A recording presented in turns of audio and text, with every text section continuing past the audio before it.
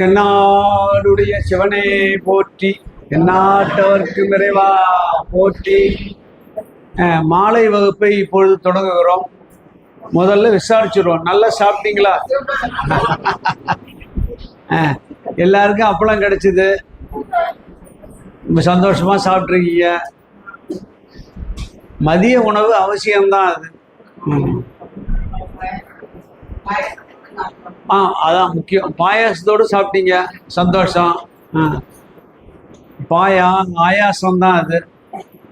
ரொம்ப சிறப்பான முறையில் உணவு வழங்கிய அந்த அவங்களுக்கு என்னுடைய பாராட்டுகளையும் வாழ்த்துக்களையும் தெரிவித்துக் கொள்கிறோம்.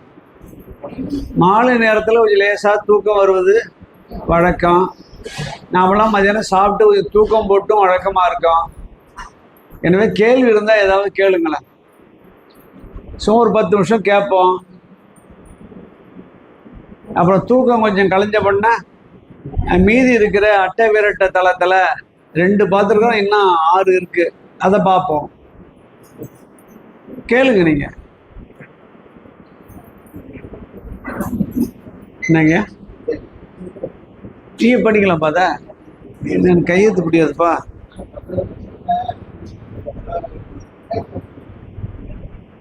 என்ன இப்போ தெரியல ஐயா, இதை எழுதணுங்களே வாங்க ஐயா. அதில் என்ன இருக்கு கேட்டுங்களா? இது அறம்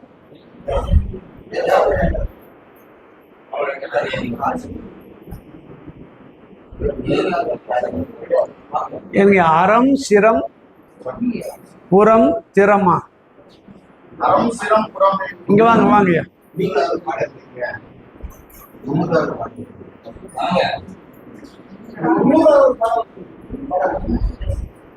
இப்ப அர்த்தமும் மூலமும் வேணுமா? உட்காருங்க. நீங்க தான் எழுதுனீங்களா?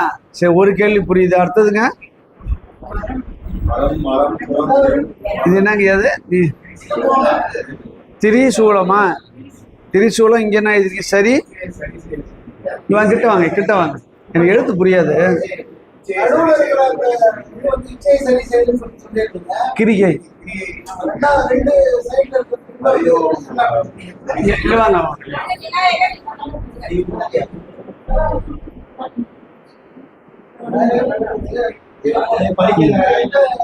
வாங்க.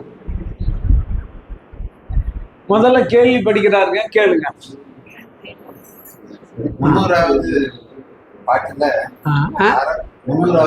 300வது பாட்டு நான் அடிச்சிட்டுமா? நம்ம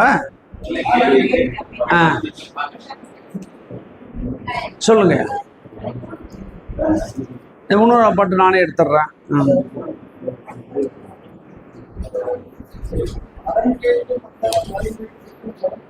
அதானே? சொல்லுங்கய்யா.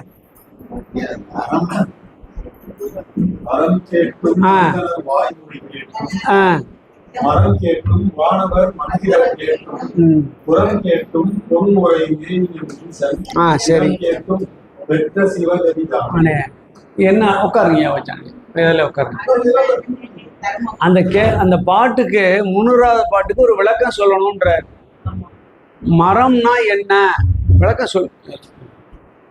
மரம் கேட்டும் அறம் கேட்டும் அந்தணர் வாய்மொழி கேட்டும்.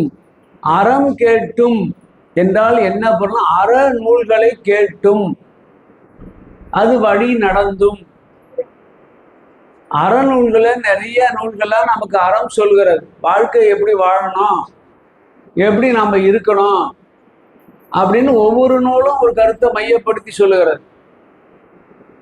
அதுபோல திருமந்திரமும் வாழ்க்கையை எப்படி வாழணும், உடம்போடு நீண்டகாலம் வாழணும், விதியை வென்று வாழணும், இறைவனை காணணும்.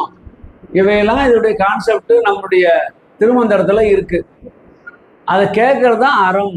அற உணர்வை பெறுதல். அறம் கேட்ட என்ன வரும்? அற உணர்வை பெறுதல். அடுத்த கேள்வி கேட்கிறாரு, மரம் கேட்டும். மரம் என்றால் பாவ நூல்கள். எது பாவம் எது புண்ணியம் ஒவ்வொரு மதத்துக்கும் வேறுபடும். பாவம் வேற புண்ணியம் வேற என்பது மதத்துக்கு மதம், வழிபாட்டுக்கு வழிபாடு மாறுபடும். நம்ம இப்போ கிறிஸ்துவோடைய வழிபாடு என்னன்னு கேட்டீங்கன்னா, அசைவம் சாப்பிட்டு கோயிலுக்கு போவாங்க. கோயிலுக்கு போயிட்டு வந்து அசைவம் சாப்பிடுவாங்க. நாம அசைவம் சாப்பிட்டா அங்கேயே சாப்பிடுவாங்க.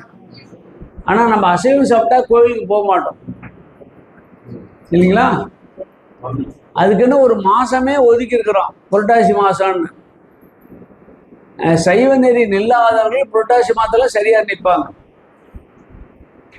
அப்ப வந்து எந்த நூல் எது சரியானது, பிற நூல்கள் என்ன சொல்லுகிறதுன்னு தெரிஞ்சுக்கணும்.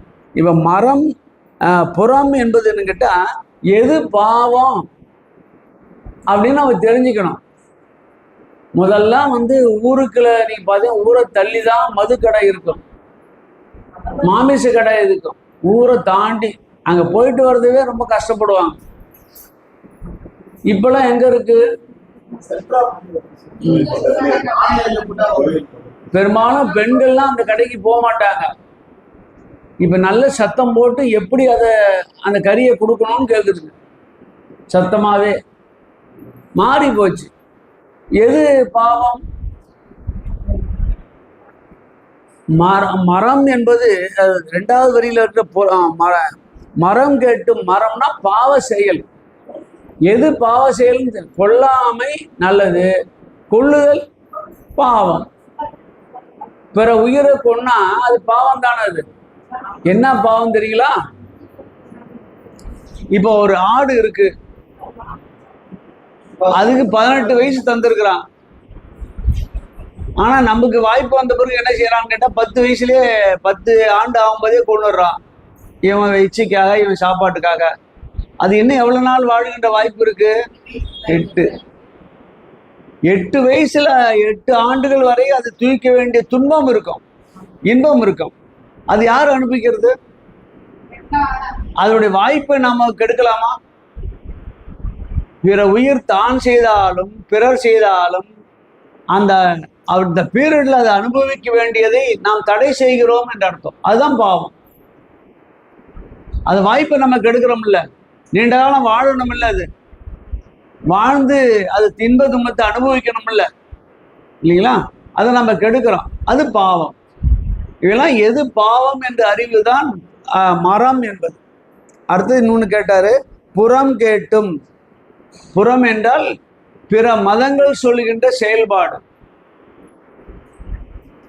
பிற மதங்கள் என்ன சொல்கிறது? சைவத்துக்குள்ளே பல மதங்கள் உண்டு, கபாலிகள் நிலை உண்டு, சாம்பு சித்தர் போன்ற நிலைகள் உண்டு. நிறைய சைவத்திலேயே கிட்டத்தட்ட 16 விதமான உள் சமயம் இருக்கிறது. இத சங்கற்ப நிராகரணம் ஒரு நூல் மறுக்குது. இதெல்லாம் நம்மளுக்கு கிடையாது அப்படின்ற. அகோரி மதத்தையும் நம்ம எதிர்க்கிறோம் இல்லைங்களா? அப்ப இது மேலாம் செய்யறதெல்லாம் எது என்று கேட்டால் அதுதான் புறம். மரம் என்பது பாவ செயல், புறம் என்பது பிற மதங்கள் சொல்லுகின்ற கோட்பாடு. அப்ப கடைசியில் தான் வருது பாருங்க, திறங்கேட்டும். யாருடைய திறம்? பொன்னுரை மேனி எம்மான் ஈசன் திறங்கேட்டும். பெருமானுடைய புகழை நம்ம கேட்கணும், பெருமானுடைய அருள் செயலை நம்ம கேட்கணும், நமக்கும் பெருமான் அருள் செய்வான் என்று உணர்வு வரணும். அதுதான் முதல்ல வைத்த அகத்தியம் என்பதும் அட்டவிரட்ட தலங்களும் எதுங்கட்டா பெருமானுடைய திறம் கேட்டும். அப்பர் சாமி ஒரு விஷயம் சொன்னார், நீ 2 செஞ்சா போதும்னார், வேற ஒண்ணுமே வேணாம், இதான் ஆரம்னார். திருநாமம் 5 எழுத்து செப்பு. 5 எழுத்து சொல்லியா, வேற ஒன்றும் வேண்டாம் அப்படின்னாரு. அவன் முடியாதுன்ட்டான். செப்பாராயில் அப்படி முடிவு ஒன்னால பண்ண முடியலன்னா தீவண்ணர் திறம் ஒரு கால் பேசு. தீவண்ணர்னா சிவபெருமான், சிவபெருமானுடைய திறத்தை பத்தி பேசு, கேளு. சரிங்களா? 2 தான் அறம்னர். எனவே பெருமானுடைய திறத்தை சொல்லுவதுதான் எல்லா சைவ நூல்களும். அவன் தான் முதல்வன் இல்லைங்களா? யாருக்கும் இல்லாத நெற்றிக்கண் பெருமானுக்கு மட்டும்தான் உண்டு அப்படிலாம் சொன்னது. சரிதான் இல்லையா? இந்த 3க்கு விளக்கம் சொல்லியாச்சு. கீழே என்ன எழுதிருக்கீங்க? இச்சைனா ஆ சரி சரி. கிரியையும் நடுவுல இருக்கிறது இச்சை என்பது நம்முடைய விருப்பம். ஒரு பக்கம் இருப்பது அறிவுன்னு பேர். இச்சை அறிவு இச்சை செயல். முதல்ல இந்த பக்கம் அறிவு. அறிவு என்றால் நம்முடைய இடத்துல இருக்கின்ற ஞானம். ஞானமும் இருக்கு, அஞ்ஞானமும் இருக்கு. அதான் அறிவு பொதுவானது. கிரியை என்றால் செயல்பாடு. காலையில பச்சை புடவைய கவனிக்கல நீங்க இல்லையா? அதுல விளக்கம் சொன்னாதான். இப்ப உதாரணம் உங்களுக்கு புரியுற மாதிரி ஒண்ணு சொல்லிடுறேன். இச்சை சரி. அதான் இச்சையை ஐயா உட்காருங்க. நல்ல கேள்வி. இச்சையை சரி செய்வது எப்படி இல்லைங்களா? செயலை செய்வது எப்படி? அறிவை சரி செய்வது எப்படி? இதான் அவருடைய கேள்வி. அறிவும் செயலும் இச்சை வழிபட்டு நடக்கும். இச்சை சரியா இருந்தால் அறிவும் செயலும் தானா ஒழுங்காகும். சரிதாங்களா? எது முதன்மை? இச்சை தான். அதுதான் நடுவில் இருக்கின்ற திரிசூலம் குத்துது அவனை போய். மீது ரெண்டும் தொடல. இச்சையை எப்படி சரி பண்ணுவது? இச்சையில கிரந்த வித்து அனுபூதி வித்துன்னு 2 பை தொங்குது. கேட்டுங்க. எதுல? இச்சையில கிரந்த வித்து அனுபூதி வித்துன்னு. கிரந்த வித்து என்பது உலக இன்பத்தை நினைப்பது. அனுபூதி வித்து வந்து இறைவனுடைய அனுபவத்தை பெறுவது. 2 பை தொங்குது. ஒவ்வொன்றும் ஸ்டோராகி அது போய் ரொம்பவும். உலகத்தில் வருகின்ற இன்பங்கள் அனைத்தும், விருப்பம் அனைத்தும், எப்படி போனால் வெற்றி பெறலாம், எப்படி நம்ம வந்து பெரிய ஆளாக மாறலாம், எல்லா இடத்துலையும் முதன்மை எப்படி பெறலாம் உலகத்தில் அப்படின்னு நீங்கள் சிந்திக்கிறீங்க பாருங்க. தவறாக சிந்திக்கிறீங்க பாருங்க, வில்லங்கமாக சிந்திக்கிறீங்க பாருங்க. அதெல்லாம் கிரந்த வித்தில் போய் உட்காரும். அந்த பை ரொம்பிட்டே வரும். வகுப்பு கேட்குறோம், கோயிலுக்கு போகிறோம், பெருமானோடு 2 கிளக்கிறோம், தியானம் பண்ணுறோம். அதெல்லாம் அனுபூதியில் சோறாகும். எது அதிகமாக இருக்கு? கிரந்த வித்து அதிகமானால் நம்முடைய மனம், அராகம், புத்தி எல்லாம் கோணலாக போகும். வில்லங்கமாக தான் சிந்திப்பாவான் இல்லைங்களா? எது நீங்க நல்லது செஞ்சாலும் மற்றவன் என்ன சொல்வான்? வில்லங்கமா சொல்லுவான். என்ன இப்படி மண்டபம் கட்டிட்டீங்க, இன்னும் கொஞ்சம் நீட்டி மடக்கி கட்டினா இன்னும் பிரமாதமா இருக்குன்னு இருப்பான். கட்டினவங்களுக்கு தான் தெரியும் அது எவ்வளவு கஷ்டம்னு. குறை சொல்லுவான். என்னதான் சிறப்பா சொன்னாலும் குறை சொல்லுவாங்க. வாக்கிங் போகும்போது நம்ம பழைய நண்பர் தான், விருதாசலத்து நண்பர் வந்தார். எப்படியா இருக்கு சுகர்னு கேட்டார். நார்மலா இருக்குன்னா. இது என்னங்க தப்பு? எப்படி நார்மலா இருக்கும்? எப்படி நார்மலா இருக்கும்? ஞாயிற்று மதோறும் ஊரா சுத்துற எப்படி நார்மலா இருக்கும்? கண்ட இடத்துல நீங்க வந்து உணவுலாம் உங்களுக்கு போடுறாங்க, எப்படி நார்மலா இருக்கும்? பொய் சொல்றாரு. உனக்கு எப்படி 400 இருக்குன்னா கடைசியில் பார்த்தா அவனுக்கு இருக்கு. அவன் என்ன செய்யறான்? தனக்கு இருக்கிறது என்ன சொல்றான்? எப்படி உங்களை மட்டும் இல்லாம போகும்னு கேட்கறான். பாருங்களா, இது என்ன? இச்சையில கிரந்த வித்து, தீய வித்து அதிகமா ரொம்பி போச்சு. அதன்படிதான் எல்லாம் செயல்படும். சரிங்களா? சிலருக்கு என்ன இருக்குன்னா ஞானம் மிகுந்திருக்கு, அனுபூதி பெற்றிருப்பாங்க, குறைய கூட நிறைய நினைச்சிட்டு போவாங்க. அவனுக்கு தெரிஞ்சது அவ்வளவுதான்ப்பா, விட்டு போங்கப்பா, போயிட்டே இருப்பாங்க. அது எங்கேருந்து வருதுன்னா 2 பையிலையும் எது அதிகமா மிகுந்து இருக்கிறதோ அதன் வழியா அந்த இச்சை செயல்படும்.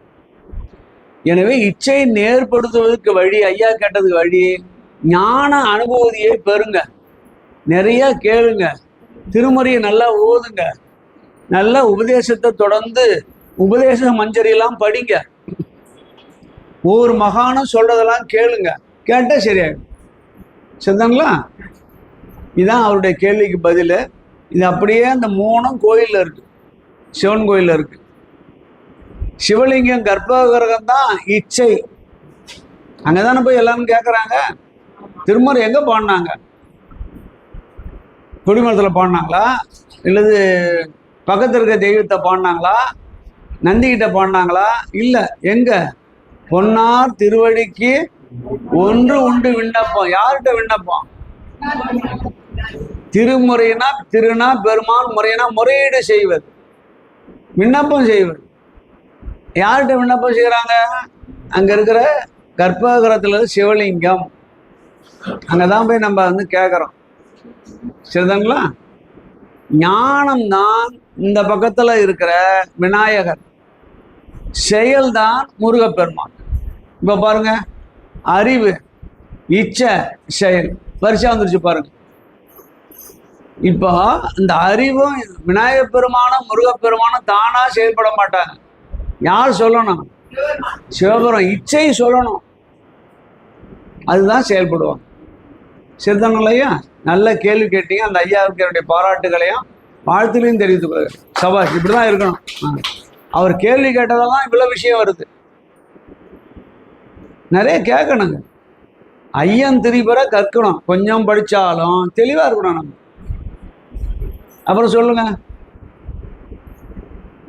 சொல்லுங்க, வேற ஏதாவது சொல்லுங்க. இதுல என்ன இருக்கு? நமக்குள்ளதான் பேசுறோம். ஐயாவோட 2 கேள்விக்கு சொல்லுங்கய்யா.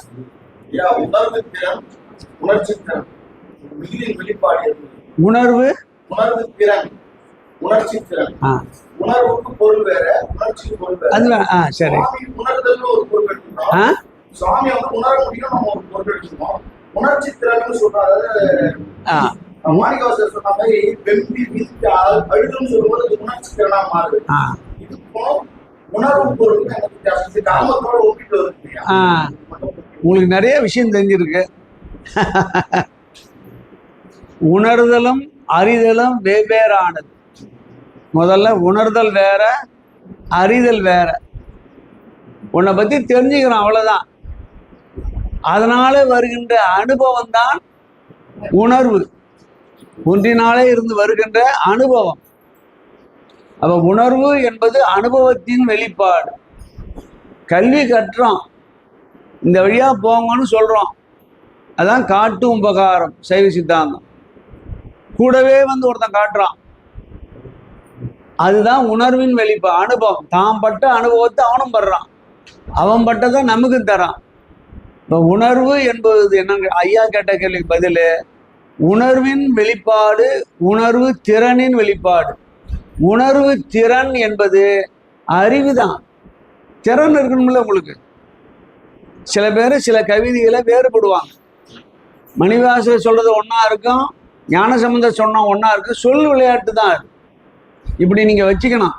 அறிதல், உணர்தல், உணர்கின்ற திறன். எல்லாத்தையும் எல்லாரும் அறிஞ்சிருவாங்களா? இந்த திருமந்திரத்தை பல இடங்கள் நடத்துறாங்க. எல்லாரும் ஒரே மாதிரியா உணர முடியுதா? இல்ல, முடியாது. சில பேர் இந்த பாயிண்ட் எனக்கு மனசுல பட்டுது சார்னுவாங்க, சில பேர் வேற ஒரு பாயிண்ட் மனசுல பட்டுதுன்னுவாங்க. கும்பகோணத்துல இந்த நிகழ்ச்சியை சொன்னேன் நான். நேற்று நெய்வேலியில இந்த நிகழ்ச்சி பச்சை புடையை சொன்னேன் நான். அதுங்க என்ன அதுல இருந்து தெரிஞ்சுக்கிட்டீங்கன்னு கேட்டேன். என்ன தெரிஞ்சுக்கிட்டீங்க? பச்சை புடவை கதை மனசை தொட்டுடுச்சு சார்ன்னாரு. அப்ப அதனால நான் எதற்கு சொன்ன அத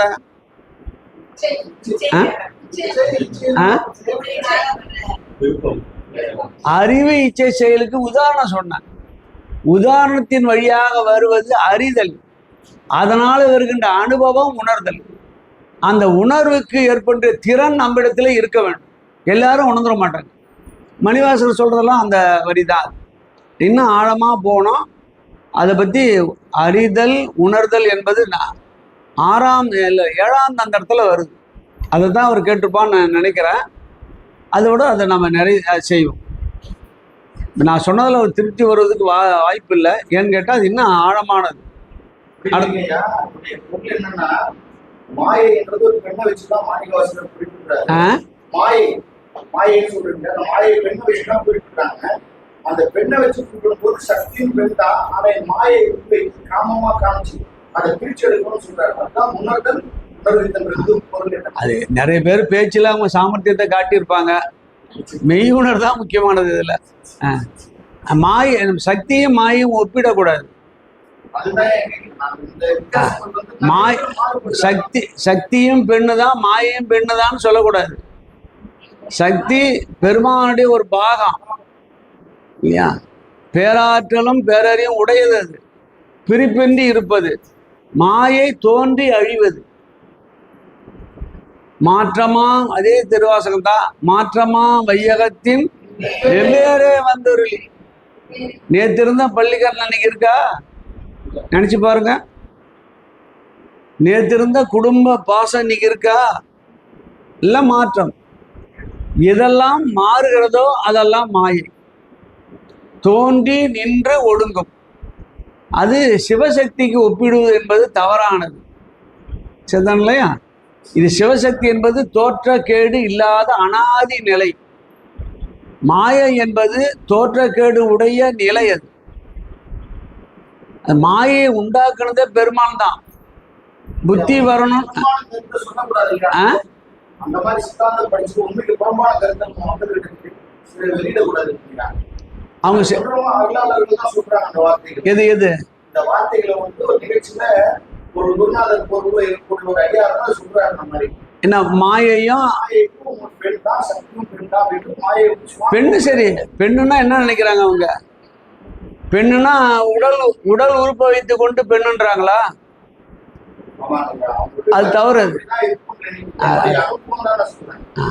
அதெல்லாம் அதாவது ரைட், அவங்கள குறை சொல்லக்கூடாது. நான் என்னை பொறுத்த வரைக்கும் அது பெண்ணாக பாவிப்பது என்பது சரியில்லை.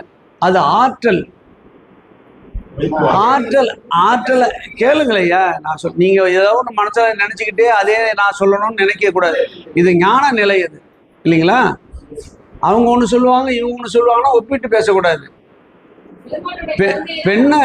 பெண்ணா சொல்றது என்ன காரணம்னா சக்தி. உங்கள்கிட்டையும் பெண் தன்மை இருக்கிறது, என்கிட்டையும் இருக்கிறது. சக்தி இருக்கிறது. சக்தி இருந்தாலும் பேசிட்டு இருக்கிறான். அப்ப சக்தி அவங்க என்ன நினைக்கிறாங்கட்டா பெண்ணா உருவகிக்கிறாங்க. சரிங்களா? ஆணும் பெண்ணாக இருக்கின்ற பெருமான ஆண் ரெண்டையும் ஆற்றலா உருவகிக்கிறாங்க. ஆற்றல் உடையதுக்கு சக்தின்னு பேர். இப்போ எத்தனை குதிரை சக்தி உடையதுன்னு கேட்குறோம்ல இந்த மிஷினு. அப்போ அது பெண்ணா? அது இப்போ உங்க 2 வீலர் வாங்குறீங்க, 2 hours பவர்ன்றோம், 2 குதிரை சக்தின்றோம். அது பெண்ணா? இல்லை. எனவே சிலர் அது மாதிரி சொல்லியிருந்தாலும் அது என்னை பொறுத்த வரைக்கும் ஏற்கக்கூடியது அன்று. சக்தி என்பது நம் தெளிவாகவே சொல்லிவிடுவோம். அதில் என்ன இருக்கு? சக்தி என்பது பெண்ணா நினைக்க கூடாது. அது அருள். நாம் புரிந்து கொள்வதற்கு பெண்ணா செஞ்சாங்க. புரிந்து கொள்வதற்கு. ஏன்னா பெருமானையும் பெருமாட்டையும் காட்டுவது புரிந்து கொள்வதற்கு. அதுதான் அது ஆற்றல் தான்.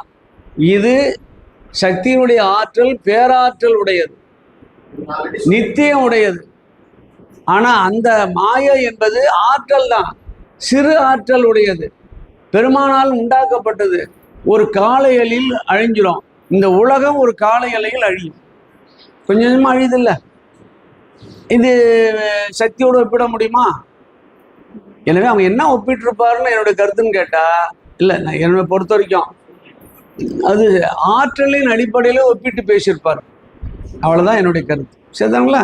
அதோட அதை நிறைவு செய்வோம். வேற என்னங்க?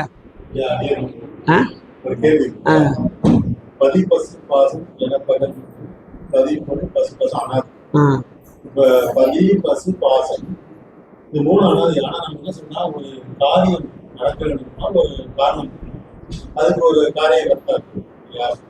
அப்ப இந்த உயிர்கள் மட்டும் உயிர்கள் மட்டும், அதாவது பசு மட்டும் எப்படி ஏற்கனவே அனாதியா இருக்கு, அதை யாரும் உருவாக்கல, அது இருக்கு.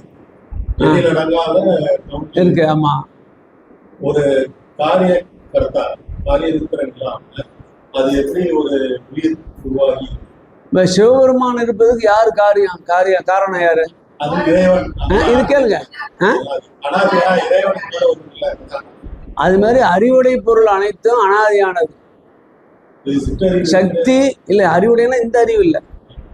சக்தி தானே, அந்த அறிவுடையதானே என்னன்னு கேட்டீங்கன்னா, தானே அறிகின்ற ஆற்றல், கருவி வயப்பட்டு அறிகின்ற ஆற்றல். இப்ப சிவபெருமான நமக்கு என்ன தொடர்பு கேட்டா, கருவிகள் இல்லாமல் அறிவான். நாம கருவிகளோடு தான் அறிவோம். இந்த மைக்கு எப்பொழுதும் அறியாது,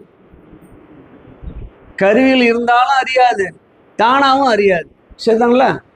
அப்ப தானே கருவிகள் இருந்து அறியவன் சிவபெருமான், கருவிகளோடு அறிகின்றவன் நானு. கருவி இல்லாமல் இருந்தாலும் இல்லாமல் என்றும் அறியாதது சடம். புரியுதுங்களா? அது பசு, அது பதி, நான் பசு, இது பாசம். சரிதான் இல்லையா? இதுக்கு இன்னொரு கருத்து இருக்கிறது, அடுத்த வகுப்புல கேளுங்க. காரியம்தான் அழிந்து தோன்றும், காரணம் என்றும் இருக்கும். இதான் மெய்ப்பொருளான விஷயம். அது காரணம் என்றும் இருக்கும். பாசம் அனாதின்றாங்களே, பாசம் அழியுதில்லை. எப்படி அந்த கான்செப்ட் கரெக்டா இருக்குன்னு கேட்டா, பாசம் என்பது காரியம், காரணம் அழியாது. காரியம் தோன்றி நின்று அழியும். காரியம் தான். இப்ப நீங்க ஒரு காரியம் செய்யறீங்க, அந்த அந்த கான்செப்ட் முடிஞ்சோன்னா காரியம் போயிடும் உங்களை விட்டு. இல்லைங்களா? இப்போ திருமணம் பண்றோம், அது செய்யறோம், இது செய்யறோம், அதெல்லாம் காரியங்கள். காரணம் என்ன? பொண்ணுக்கு திருமணம் ஆகணும், அது முடிஞ்சு போச்சு. பழசெல்லாம் என்ன ஆகும்? நீ பட்ட பாடு போனது, வந்து அலைஞ்சது போனதெல்லாம் போயிடும்.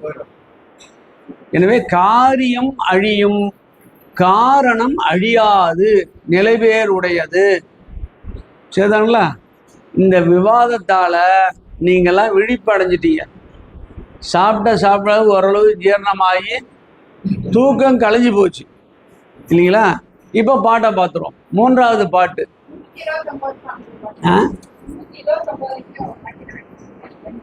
என்ன சொல்றாங்கம்மா?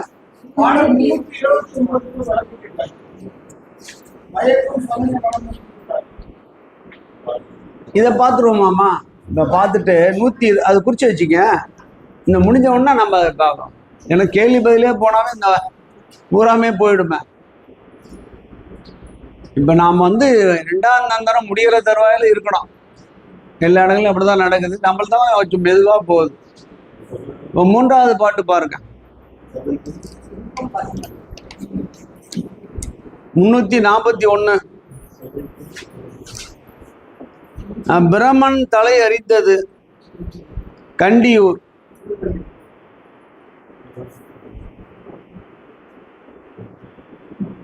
இதை செஞ்சவர் பைரவர். பைரவர் தான் செய்யறார். இப்ப கேட்போம் விஷயத்து, கதையை சொல்லிடுறான், வரலாறு. ஆமா, முதல்ல சொன்னது பைரவர், 2வது வீரபத்திரர், இது பைரவர். என்ன விஷயம்னு சொல்லிடுறோம் பாரு. அந்த பிரம்மன் நினைக்கிறான் நமக்கு 5 தலை, சிவபெருமானுக்கு 5 தலை, நானும் அவனும் சமம்ன்றான். சரிங்களா? என் வயசும் ஸ்டாலின் வயசும் ஒரே வயசு, சமமா? சமம்னு எங்கேயாவது சொல்ல முடியுமா? நம்ம கதி என்ன ஆகும்? என் தம்பி வயசு நம்ம விஜய் அவர்கள வயசு ஒண்ணுதான், 2 ஒண்ணுன்னு சொல்ல முடியுமா? அங்க ஒரு சத்தம் இருந்தா இது க்ளோஸ் ஆயிடும் இல்லைங்களா? எதுல ஒப்புமை? என்ன நினைக்கிறான், எனக்கு 5 தலை, அவனுக்கு 5 தலை, 2 பேரும் சமம்ட்டான். இதனால மக்கள் இடத்துல குழப்பம் ஏற்பட்டது. பாமர மக்கள் எத்தனை பேர் இருப்பாங்க, இதுவா அதுவான்னு தெரியாம ஸ்ட்ராங்கா அடிச்சு சொன்னீங்கன்னா அதுதான் சரின்னுவான் நம்பால். எங்க வேணா பாருங்களேன், நீங்க ஒரு விஷயத்த தப்ப கரெக்டா நீங்க சொல்லிட்டீங்கன்னா, கரெக்டா சொல்ற மாதிரி சொல்லிட்டீங்கன்னா, இதுதானா அவன் உண்மையானதே அழிஞ்சு போயிடும், அது போலியா போயிடும்.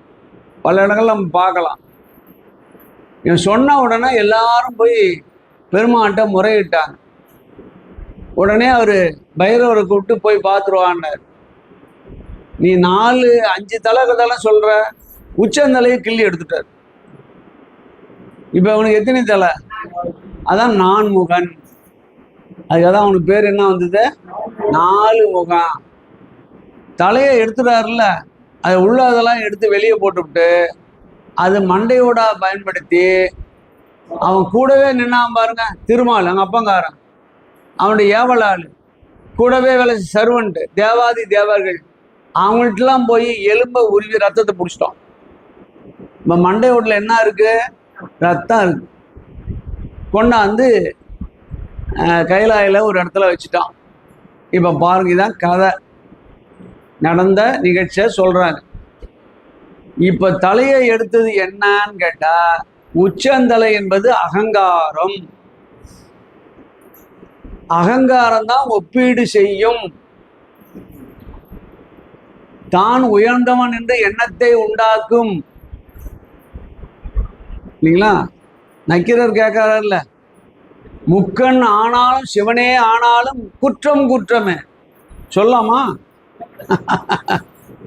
அறிவு மறைச்சிருச்சு, அகங்காரம் எழுந்து போச்சு. யாராவது எனக்கு என்னையா செஞ்ச தப்புன்னு. அது மாதிரி அகங்காரம் தன்னை உயர்ந்ததா நினைக்கும். கல்வியில, வித்தையில, இதெல்லாம் இதனால வருகின்ற அறிவு, இதனால வருகின்ற அகங்காரம் மோசமானது. செல்வத்தாலும் கல்வியாலும் வருகின்ற அகங்காரம் மிக மிக மோசமானது. இது ரெண்டில் தான் ரொம்ப கேவலப்பட்டு போவாங்க. செல்வம் ஒரு காலத்தை விட பரவாயில்லன்னு போகும். கல்வியால் வருகின்ற தருக்கு அகங்காரம் பூண்டோடு அழித்து விடும், குடும்பமே ஒன்றும் இல்லாமல் போயிடும். சரிதானுங்களா? ரெண்டாவது, தலையை கொண்டாந்து கொடுத்த உடனே சிவபெருமான் அந்த மண்டை ஓடாக மாற்றி கூட இருக்கிற இடத்துலலாம் ரத்தத்தை வாங்கினான். உதிரம் கொண்டான்னு வரும் பாட்டு. ரத்தம் என்பது தீவினை. இது வரைக்கும் எல்லாருக்கும் இருந்த அகங்காரம் இருந்ததில்ல ஒவ்வொருத்தருக்கும். இந்த அகங்காரத்தினுடைய வெளிப்பாடாக அந்த உணர்வை, அகங்கார உணர்வை ரத்தமா வாங்கிட்டான். ரத்தம் போனது ஆள் எப்படி இருப்பான்? தேவையானதெல்லாம் போயிடுச்சு. எப்படி இருப்பான்? அவன் தலையை எடுத்தான், இவங்களுக்கு உதிரம் எடுத்தான். அவங்களுக்கு தலையில தான் அகங்காரம் இருந்தது, நம்ம ஆளுக்கெல்லாம் ரத்தம் பூரா இருந்தது. இதுதான் என்னுடைய விளக்கம். இது அந்த பாட்டு பாருங்க.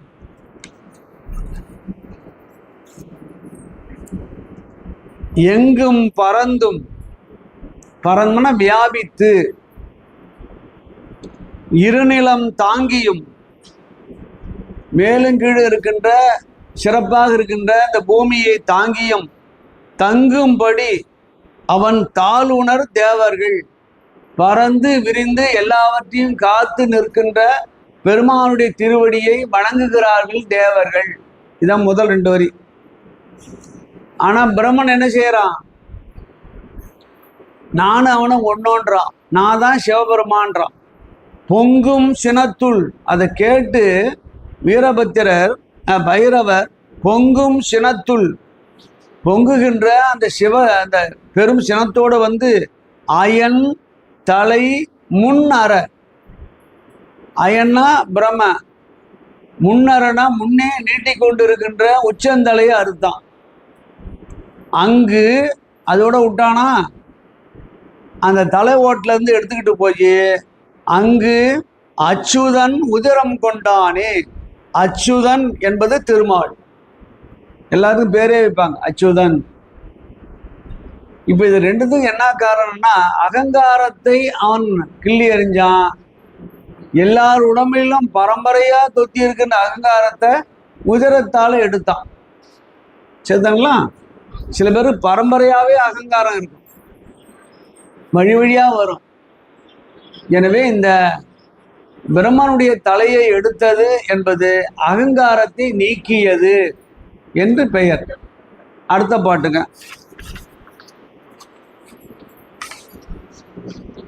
342. சலந்தரன் வதைப்படலம். நடந்த இடம் திருவில்குடி. திருவிற்குடின்னு ஒரு ஊரு.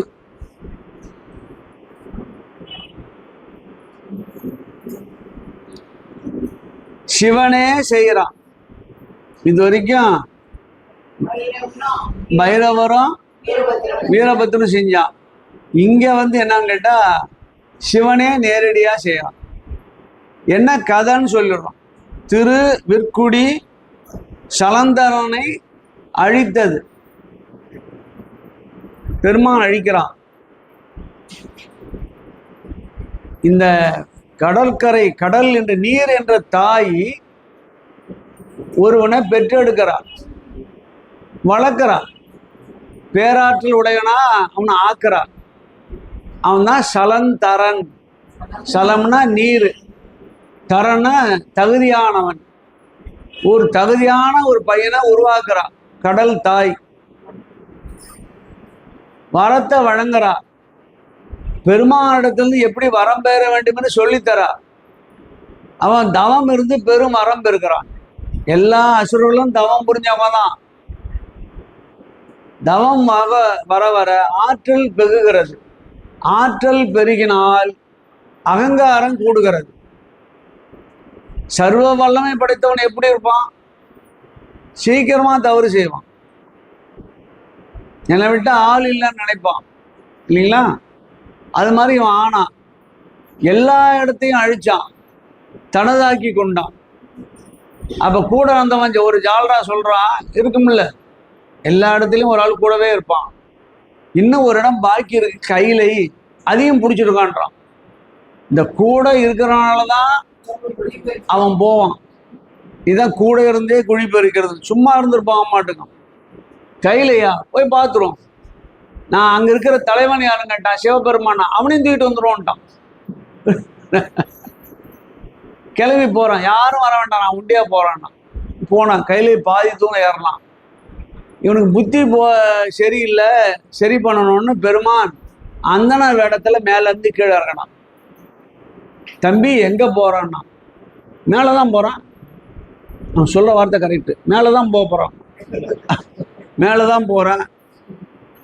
என்ன பார்க்க போற? எங்கேயும் ஒருத்தன் கைலாயபதினு ஒருத்தர் இருக்காங்க. நான் தான் இந்த நாட்டுக்கு தலைவன். அவனை அழைச்சிட்டு வர போறேன். என் நாட்டில் சிறை வைக்க போறேன். அவனை வெற்றி கொள்ள போறேன். இல்லை கைலாய மலையை தூக்கி கடாசிட போறேன் அப்படின்னா, அப்படி அவ்வளோ ஆற்றல் இருக்கு அவனுக்கு. நான் பெரிய ஆற்றலை நான் பெற்று இருக்கிறேன். கைலாய மலையே தூக்குறேன்னு சொல்றிய, நான் சின்ன ஒரு சக்கரம் வரையறேன் கீழே, அதை தூக்குடான்னு. அது என்ன பெரிய விஷயம்? எழுதுனா கால் விரலால ஒரு சக்கரம் போட்டான். எங்க? மலையில ஒரு மண்ணுல போட்டான். அவனுடைய கால் விரல் யாரு? அந்த வந்தனா வந்தான் பாருங்க. அந்த கால் விரலால போட்டு ஆரோலாம் போட்டு உள்ள சக்கரம்லாம் போட்டு வச்சான். இதை தூக்கணும். இது என்ன சிரிச்சான்? ஏன்னா விளையாட்டு பிள்ளைத்தனமா இருக்கு. நம்பால் கேட்கறான்ல விளையாட்டு பிள்ளைத்தனமா இருக்குன்னு. எடுத்தான், அப்படி தூக்கிட்டான். மண்ணோட பேத்து எடுத்துக்கிட்டான். முட்டி வரையும் கொண்டு வந்துட்டான். பரவாயில்லையே, முட்டி வரையும் தூக்குறிய, இடுப்பு வரையும் தூக்கு பார்க்கலாம், இடுப்பு வரையும் தூக்கணும். பரவாயில்லையே, நல்ல வலிமையில தான் பாட்டி, சபாஷம். இதயம் வரையும் தூக்கிட்டான். கழுத்து வரையும் தூக்கு பார்க்கலாம், தூக்கிட்டான். கழுத்துக்கு வந்த போது சக்கரத்துக்கு ஆற்றலை கொடுத்தான். என்னாச்சு? அது சுழ ஆரம்பிச்சோட எப்படி இருக்கும்?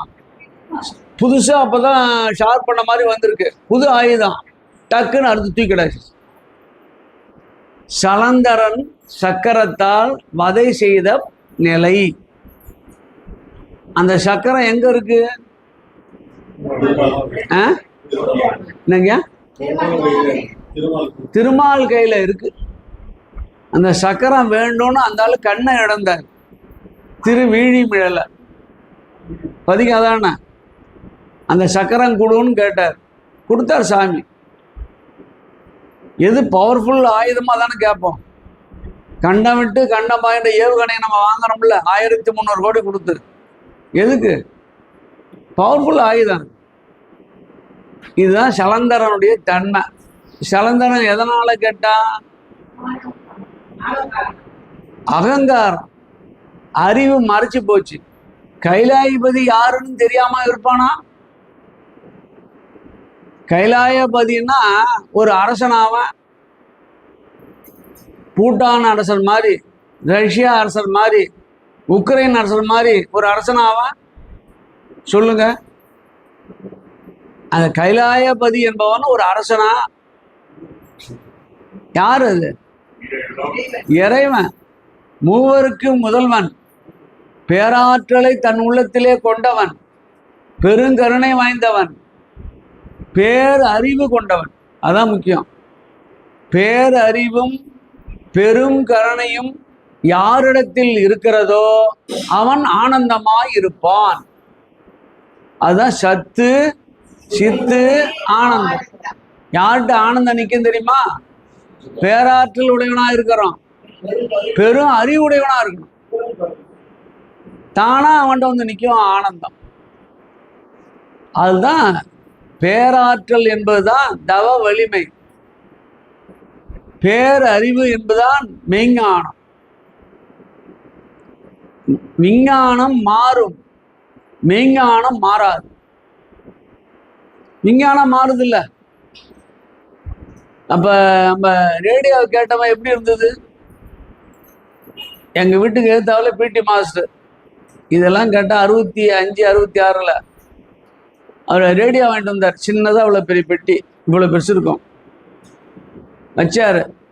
எழுத்து வீட்டில் அவர் வந்து முஸ்லீம்.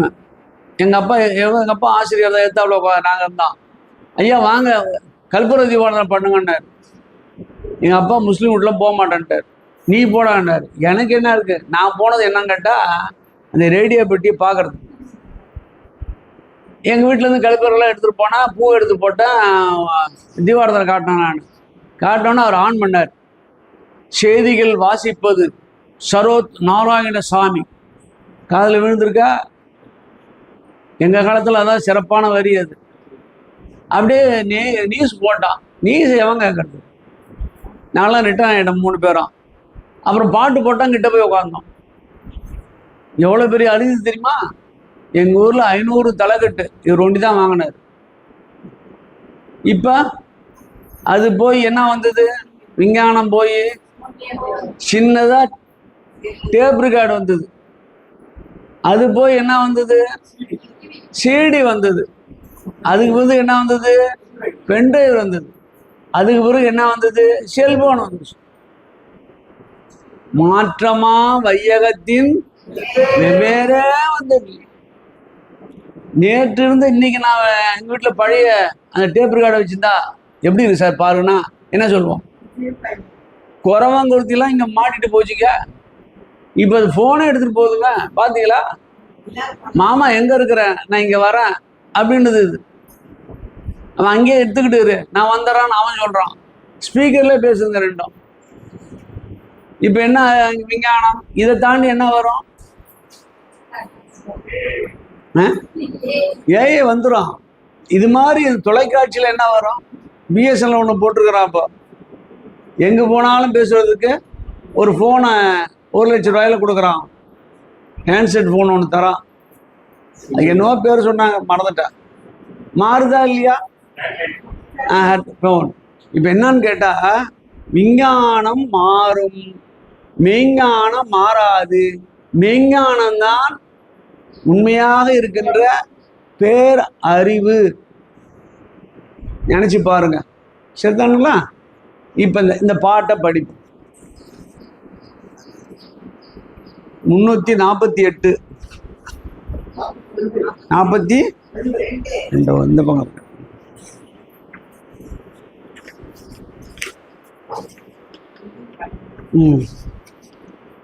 எங்கும் கலந்து என் உள்ளத்தில் எழுகின்ற அங்கி முதல்வன். எல்லா இடத்திலும் கலந்து இருக்கின்ற பெருமான் என் உள்ளத்திலேயே இருக்கிறான். அருமறை யோதி, சிறந்த ஞான நூல்களை உலகத்துக்கு தந்தவன், ஓதி கொண்டிருப்பவன். பார் பொங்கும் சலந்தரன். பாருங்க, யோதியின் பால், யோதினா சிவபெருமான், சிவபெருமான் மீது பொங்கும் சலந்தரன் பொங்கிய எழுகின்ற சினத்தோடு வந்து அவனை அந்த சலந்தர போர் செய்ய நீர்மையின் போர் செய்யும் தன்மையோடு மேலே ஏறி வந்தான். யார் மீது? யார் மீது போர் கொண்டு வந்தான்? முதல் 2 வரி தான். எங்கும் கலந்தவன், என் உள்ளத்தில் எழுகின்றவன், அங்கி முதல்வன், அருமறை ஓதி. 1 2 3 4 4 தன்மையில் உடையவனை பார்த்து இவன் அழிக்கணும்னு வரான்.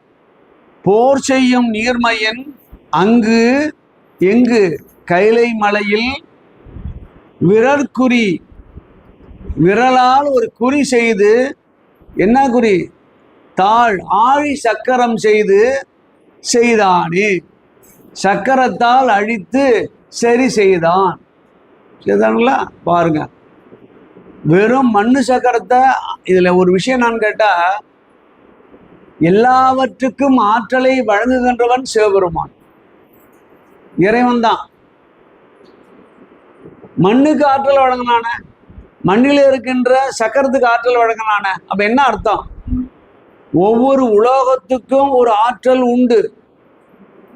காந்தத்துக்கு ஒரு ஆற்றல், இரும்புக்கு ஒரு ஆற்றல், ஊனுக்கு ஒரு ஆற்றலை தந்திருக்கிறான், நதிக்கு ஒரு ஆற்றலை தரான். அதுதான் ஞானசமுதர் பிடிச்சார். அது நதியினுடைய ஆற்றல் தான் மாற்ற செஞ்சார். நிலத்துக்கு ஒரு ஆற்றல் இருக்கு, பஞ்சபூதத்துக்கு ஒரு ஆற்றல் உண்டு. ஆற்றலை அவங்க வச்சான் பெருமான். அதனாலதான் ஆற்றலை வச்சான். எல்லா இடங்களிலும் ஆற்றலை வைத்திருக்கிறான் என்பது உணர்ந்தானா இல்லையா? எல்லா மலை போல கையிலையும் ஒரே மலை தான் நினைச்சான். கையில ஒரே மலை கிடையாது. பெருமானும் பெருமானை நோக்கி வருகின்ற தவமடிவர்களும் இருந்து சென்ற இடம். அதான் அது சிறப்பான இடம். அது இப்ப பாருங்க. அடுத்தது என்ன சொல்றாங்க? மேல சொல்றாங்க பாருமா. அதான் எங்கும் கலந்து, இதான் முதல் தன்மை. எல்லா இடத்திலும் கலந்து இருக்கிறான். இப்ப இந்த இடத்துல நம்ம இருக்கிறோம், இறைவன் இருக்கிறானா இல்லையான்னு கேள்வி வரும். இருக்கிறானா இல்லையா? இருந்து கேட்கறான். நான் தப்பா சொன்னாலும் கேட்கறான். தப்பா சொன்னா கேட்கறான்ல. சொற்குன்று மின்றி சொல்லணும்னு சொல்லிட்டோம்ல. நமக்கு என்ன வேலை பாதிப்பு வரும்? ஒண்ணு, எங்கும் கலந்துருக்கிறான். கலந்தவன் எங்க இருக்கிறான்? என் உள்ளத்திலே இருக்கிறான். என் உள்ளத்தில் எழுகின்றான். உள்ளேயே இருக்கிறான். ஆழ் மனதில் என்ன நினைக்கிறேன் அப்படின்றத அறிகிறான். அது மட்டும் இல்ல, அங்கி முதல்வன், அக்கினி போன்ற ஆற்றலை உடையவன். அங்கி முதல்வன். 3 தீ உலகத்திலே இருக்கிறது. ஒன்று சந்திரன் தீ, சந்தனா அக்கினி, சூரிய அக்கினி இல்லையா? அக்கினி, விளக்கு அக்கினி மாதிரி வெக்கணி. இது 3 முக்கணி, முக்கணா அக்கினின்னு பேர். முத்தி என்று பெயர். சூரியன், சந்திரன், அக்கினி, இது 3ம் இருக்கிறது. அந்த அங்கி முதல்வன், அதற்கு முதல்வனாயிருப்பவன் அவன். நம்ம நில உலகத்துல 2 சேர்த்துக்கணும். என்னங்க? என்னங்க?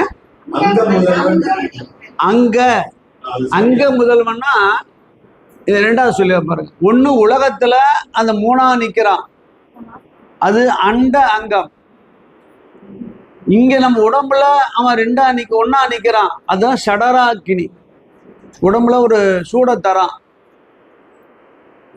நிலத்துல அக்கினியா நிற்கிறான், அதான் வடமுக அக்கினி. மழை காலத்துல ஒரு படம் போடுவாங்க. கடல் நடுவில் கடல் குதிரை மேலே எழும், ரெக்கை கட்டிட்டு பறக்கும். அவருடைய காலு 2 தூக்கி இருக்கான், 2 கால தண்ணியில இருக்கும். அது வடமுக அக்கினின்னு பேர். அந்த அக்கினி கடல்ல இருப்பதால் தான் கடல் சமமா இருக்கு, பொங்கி எழாம பார்த்துக்குது. அங்கி மிகாமை வைத்தான் என்ற திருப்பாட்டுல இந்த செய்தியை சொல்றாரு அவர். அங்க முதல்வன், தீயை வைத்து சமப்படுத்துகின்ற உடம்பிலே இருக்கின்ற பெருமான்.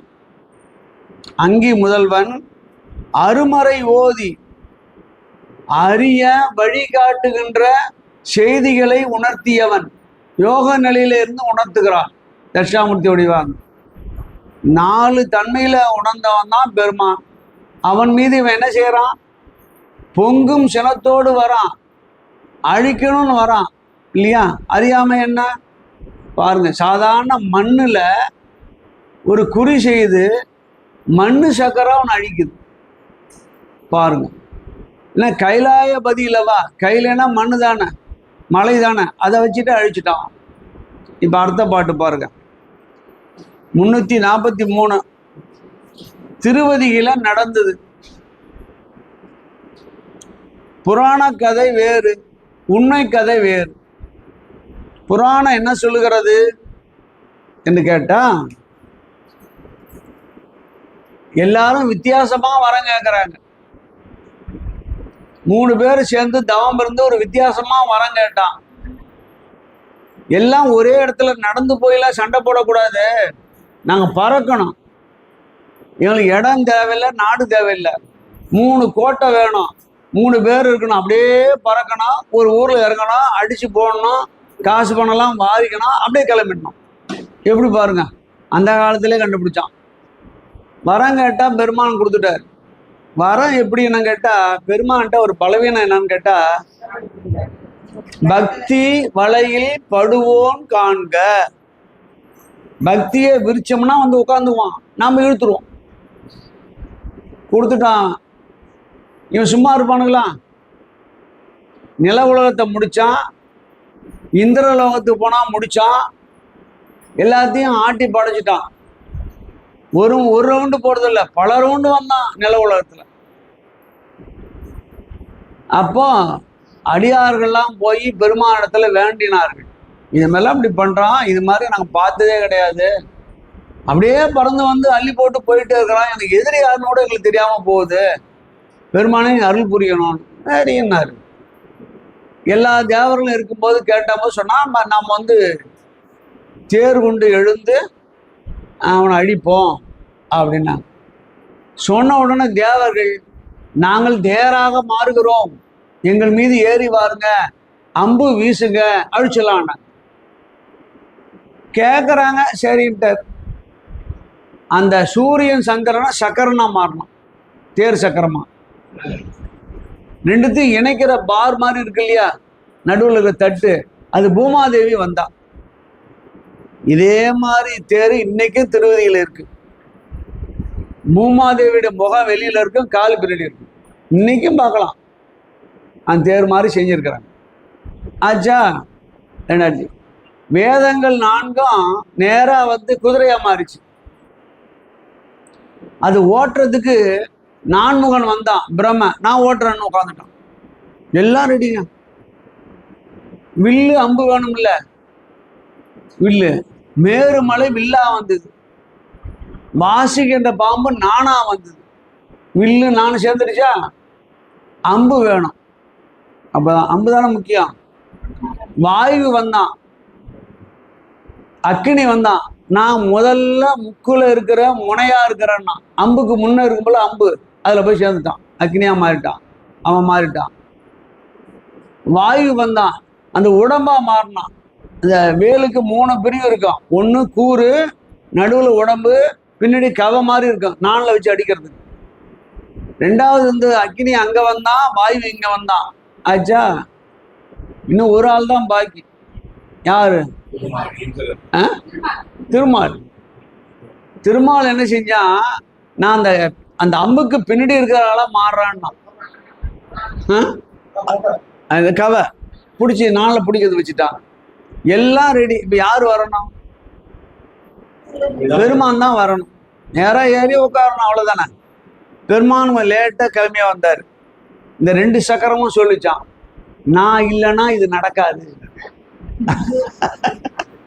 சூரிய சந்திரனா எவன் கீழே இருக்கானா அவன் தான் முதல்ல கிறுக்காட்டும். இதுதான் உலக இயல்கது. 2வது அந்த தட்டு மாதிரி இதுல பூமாதேவி, நான் இல்லைன்னா உங்களை எவன் சேர்ப்பான், தந்தினில ஓடணும் அப்படின்னுச்சு. இந்த போர் வெற்றி பெறுவதற்கு நான் தான் முதல்வான்னுச்சு. அந்த 2 நாளும் கேட்டு எடுத்து பாருங்க. குதிரை நீ இருந்து என்ன செய்யறது, நான் இழுத்தாதானே நீ போவ, ஆமா அம்பு விட முடியும், போறதுக்கு ஊர்ந்து இழுத்துட்டு போறது யாரு, நான் தான் முதல்வன்னுச்சு. இது கேட்டு இருந்த பிரம்மன் கேட்டான், நான் கயிறை பிடிச்சி இழுத்தா நீ எங்க ஓடுவ, சாரதி நான் தான் முதல்வன்னா. பாருங்க ஒண்ணு எப்படி இருக்குன்னு. இது கேட்டு இருந்த வாசிக்கின்ற பாம்பும் மலையும் கேட்டு, வாசிக்கு பாம்பு கேட்டது, நான் நான் தான் நேராக நிற்பேன். நான் அருந்து போயிட்டுனா எங்கே வெளில போகும்? ஓ மேலே தான் படணுச்சு. எப்படி இருக்கு பாருங்க. உடனே அங்கேருந்து பார்த்தது, என்னதான் சரியாக இருந்தாலும் அம்பு தான் முக்கியம், அது அக்கினி தான் முக்கியம். நான் போய் நான் பற்ற வைப்பேன். எல்லாத்தோட பெரிய ஆளுனா பற்ற வைக்கிறவன் தான் இல்லையா? நான் தானே பற்ற வைப்பேன் 3 புறங்களையும் அப்படின்னா. வாயு கேட்டா நீ எங்க பற்ற வைப்ப? நான் உன்னை அழுத்தி செலுத்தினாதான் பற்ற வைப்ப, காற்று இல்லாம பத்திடுவியான்னா. எவ்வளோ பாருங்க. அப்பர் சாமி பாட்டில் இருக்க. பின்னாடி பார்த்தா என்ன இருந்தாலும்டா திருமால் நான் பின்னாடி இருந்து எவ்வளவுக்குள்ள இழுக்கிறது தாங்கிறனோ அவ்வளவுக்குள்ள தான் நீ போவ. நான் தான் முதல்வன். இதை கேட்டுக்கிட்டே வர எப்படி இருக்கும்? சும்மா வாடான்னா நாதான்னா எல்லா தேவர்களும் தான்தான்னா பெருமான் நின்னார். இந்த 3 பேர் இருக்கிறாங்க. ஒன்று தேவர்கள் தேரா இருக்கிறாங்க, அசுரர்கள் 3 பேரும் பெரிய 3 கோட்டையில் இருக்கிறாங்க. இங்கே பரிதாபமா நம்மளை போன்ற நம்ம மக்கள் நின்று பெருமானோடு பாதி நின்று தேம்பி கொண்டு பெருமானை வழிபாட்டு இருக்கிறாங்க. பெருமான் வந்து இப்படி எல்லாத்தையும் பார்த்து ஒரு சிரிச்சார். அவ்வளோதான். சிரிப்பு வெண்ணகையாக மாறி அந்த திரிபுரத்தை அழித்தது. தேர்ல கால் வைக்கல. இன்னொரு நகையா மாறி இந்த ஆணவமா நின்னாங்க பாருங்க, தேரு சுக்கு நூறா கீரை ஒழிஞ்சது. சிரிச்சால ஒரு சிரிப்பு தான் சிரிச்சாரு. ஒரு சிரிப்புல 1000 அர்த்தம்னு உங்களுக்கு தெரியாதா? ஒரு சிரிப்புல 1000 அர்த்தம் இருக்கு. ரொம்ப நெருக்கமா இருக்கவங்களுக்கு தான் வீட்டுல சிரிச்சாயன்னா, பையன் சிரிச்சாயன்னா, பொண்ணு சிரிச்சான்னான்னு தெரியும். எங்க பொண்ணு வருது, தீபாவளி வருதுப்பா அப்படின்னுச்சு. இந்த சிரிப்புக்கு என்ன அர்த்தம்?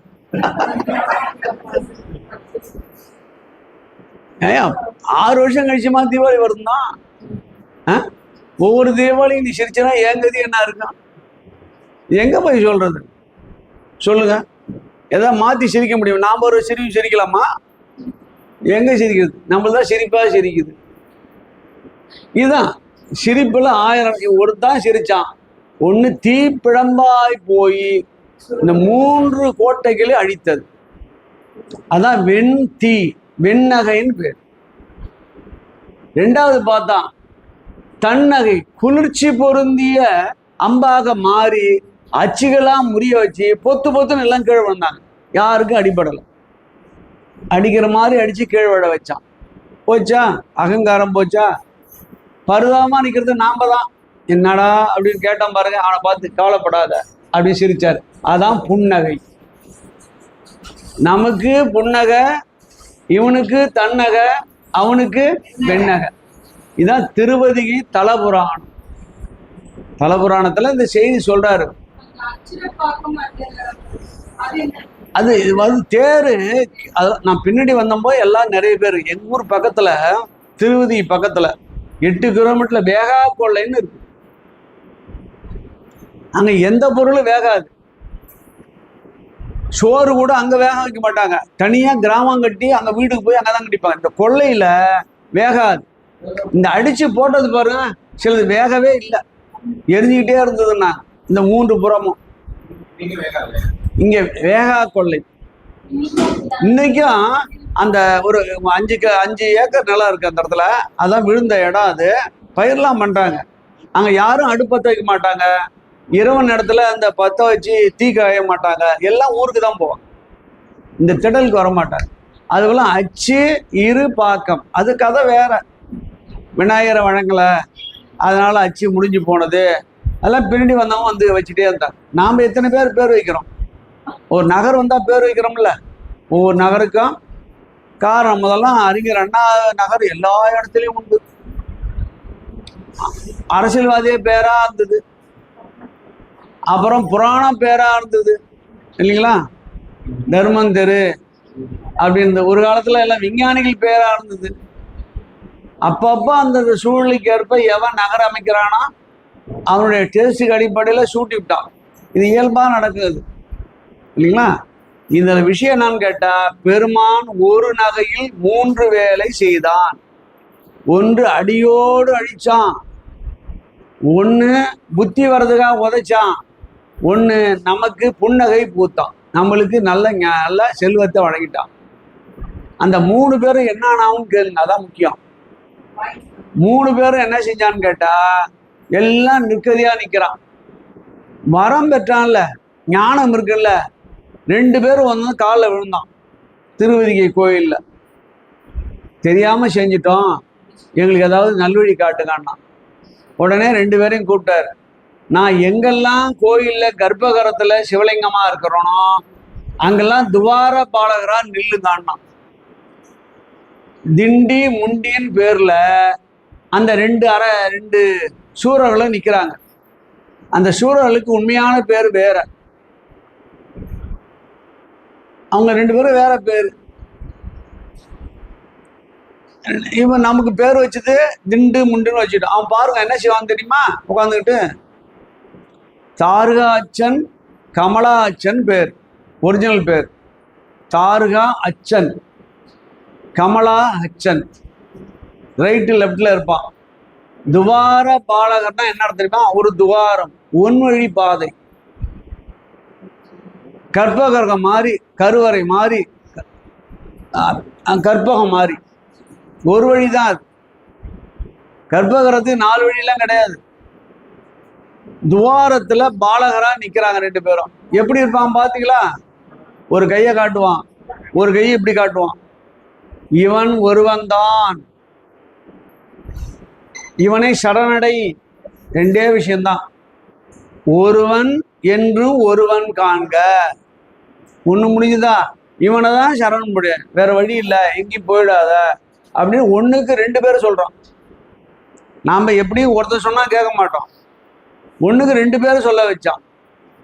2 பேரும் வந்து நின்றுட்டாங்கய்யா. ஒரு ஆள் லேட்டா வந்துட்டான், 3வது பையன். அவன் ஐயோ ஐயோன்னு கத்திட்டு காலை விடுறான். இவன் 2 பேரும் வந்தது அவனுக்கு தெரியாது. அவனுக்கு பேரு வித்தின் மால்னு பேர். சாமி என்ன விட்டுட்டீங்களேன்னா, நான் கூட துணைக்கு தான் செஞ்சேன், என்ன விட்டுட்டீங்களே, எனக்கு ஏதாவது மோட்சம் தரக்கூடாதான்னு கேட்டான். இப்போ போஸ்ட் வேக்கண்ட் இல்லை, புதுசா கிரியேட் பண்ணணும். ஏன்னா 2 துவாரத்துல ஆளு 2 பேர் நிக்க வச்சாச்சு, மேலே இவனை எங்க கொண்டு நிக்க வைக்கிறது. ஒன்னையும் பார்த்தார், ஒன்றும் இல்லைப்பா, இந்த புன்னகை இந்த சம்ஹாரம் நடக்கும்போது ஓங்காரம் எழுந்தது, அதை நீ என்ன செய்யறன்னு கேட்டா, தும் தும் தும்னு அந்த ஓசை எழுந்து வெற்றி பெற்றது. நீ திருவாரூர் போ, அர்த்தஜாம பூசை நடக்கும், பெரிய முழவை உண்டாக்கி தரேன், அதுல போய் உன் கையினால வாசி.